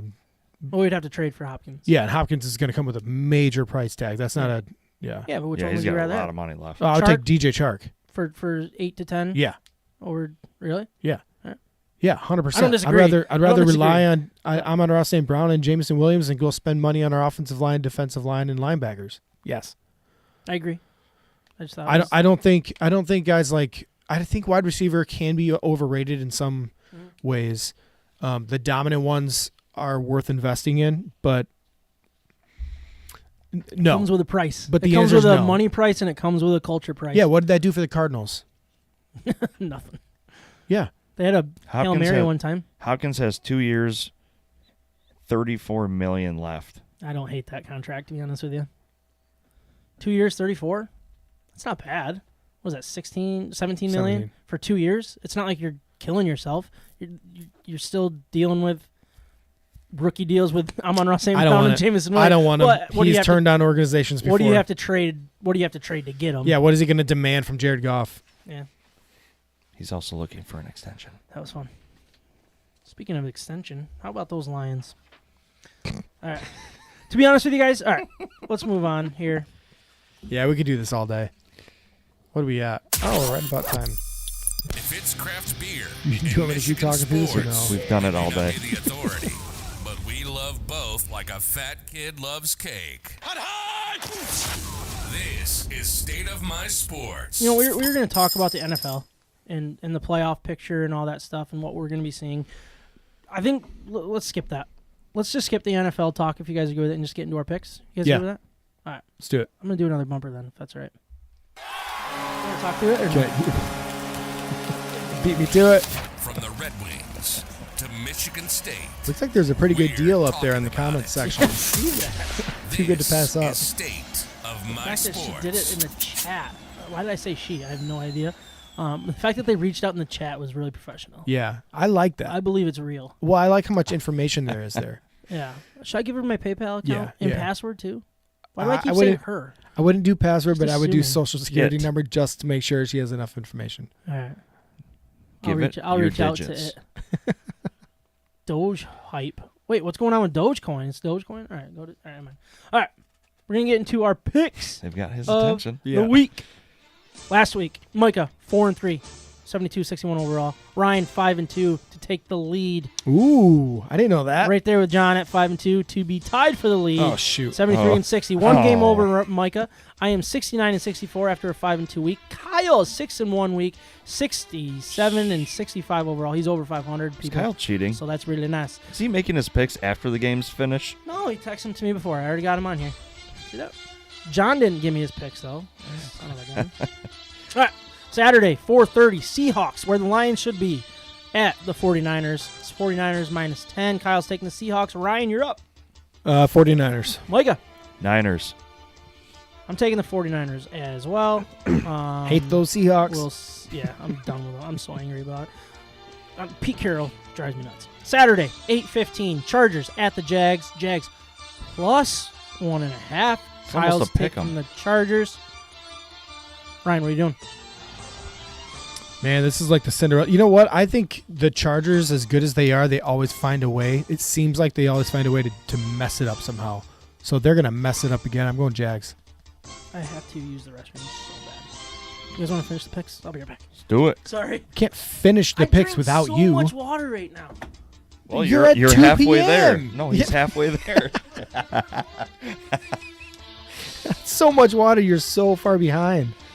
Okay, I'm gonna go. I'm going Jags. I gotta. So do we just keep going without Sam? Yeah, I just mean, me and you. Absolutely, he's gonna miss out on his picks, and right. He's gonna stay at what 69 and 94. All right. So Dolphins at Bills. Bills 11-point favorites. Kyle is taking the Bills. Man, they've been playing a lot of close football lately too, though. They did play close football, and we don't know where where Tua's at. Who knows? Yeah, that's true. I'm gonna go Bills. I mean, this seems it's a big too spread, easy, right? It's a big spread, but yeah, Dolphins have just choked their way into the playoffs somehow. Yeah, I'm going Bills too. Sam, yeah, sorry we didn't get his pick. Yeah, we'll just put him at 0. Yep. Just We're say gonna no zero out pick. his pick for going to the bathroom. Next, we have Giants at the Vikings. This one, I'm actually a little surprised that the Vikings are a 3-point favorite, but being at home, classic pick 'em, right? Basically. Yeah. So Vikings 3.5-point favorites. Kyle goes Vikings. You know what? I don't believe in the Giants at all. I think they are just an overrated franchise at the moment right now. Overrated team. I think they invested in the wrong defensive end, and it's not even close. I'm going to go Vikings. Vikings will win this game. I actually think they're going to blow them out. They're going to be ready because a lot of people are counting them out. Going back, I'm taking the Bills, for the record. You're taking the Bills. What about the Jags, Chargers? Chargers. Micah, what are you doing for the Vikings, Giants at Vikings? Giants. Vikings, reluctantly. Yep. Everybody's going to be anti-Kirk Cousins, and I think he's going to have one of those you like that games. Oh, he'll throw You four touchdowns at least. Yeah, I think so too. Sunday, 8:15. You got the Ravens at the Bengals. Bengals minus 6.5. This could be sneaky. Kyle's taking the Bengals. Ryan. Is Lamar healthy? There are conflicting reports, basically. That's what I'm hearing. I almost feel like they're going to have a better chance without Lamar at this point. If he's so on the edge that they're not sure if he's going to play, then he's probably not healthy enough to be effective. The rumors are they think he's healthy enough, but he's not willing to play. Those are the rumors. Is that your rumor, or is No, that actually those coming? I know how much you hate that dude. That's what. I just don't trust you, that's all. That's what people are saying. Yeah. Oh, man, I'm going to go Bengals. That took me too long, but Bengals are a good team, man. They play full football. I am taking the Ravens. That's because Lamar's playing. Too many points. Too many points? And I think John Harbaugh's a really good football coach. He is. He'll have that team ready, prepared, and probably be a good game. So, moving on to the last game, Monday. A Monday playoff game. 8:15, of course, the Cowboys are going to play on Monday. Cowboys at the Bucks. Bucks +3. Kyle's taking the Cowboys. I'm taking the Bucks. The Cowboys have looked so bad in recent games, and I'm not taking that as gospel. I think they're actually a good team. The defense is scary, and Dak can turn it on at any point. But there's a difference in Tom Brady postseason football, and I know that Bucks are not a good team, but they can be when they need to be. Yep. I'm going Bucks. Give me the Bucks. Yeah, I'm taking the Bucks. I just think the Cowboys are playing bad football. They're gonna Mike McCarthy themselves, and away they go. The Buccaneers are getting healthy, and they are the master manipulator when it comes to the team. Like, they bait quarterbacks constantly, and Dak is taking the bait all year long, basically. He's got so many turnovers. So, yeah, I mean, if I can get Tom Brady +3, see ya. I'm taking Brady all day long on that. So Dak is he's just a puzzle this year specifically. It's weird. Some of his decisions, it almost looks like he's on drugs or something. It's because he needs a new mattress. Yeah. Sleep number. Oh, yeah. That's Using true. the wrong number. Yeah, I'm not accusing him by any means. I'm just saying, like, some of those throws are just really what are bizarre. you thinking? Yeah. Yeah. I feel like they're messing, like, teams are confusing him. He's just gotten predictable. Yeah. Yeah. So word got out. Those are the picks of the week, and we do not have a beer grade this week, so we'll just kind of cool move on. What do I hit? I don't even know. I did outro. The outro with fade. Yep. That was episode 188. Surprised you didn't know that. Thank you guys for recording tonight. Really appreciate it. Thank you all for watching, listening, commenting, all that good stuff. We will talk to you next week, if not sooner. Bye. You've been listening to State of My Sports. From the Red Wings to the Lions, to the Tigers, to the Pistons, to Michigan and Michigan State, and everything in between, we're talking about it. And don't forget the beer. We hope you enjoyed the show. Make sure to like, rate, and review. In the meantime, hook up with us on Instagram, Facebook, Twitter, YouTube, and Twitch at State of My Sports with an MI. We'll see you next time.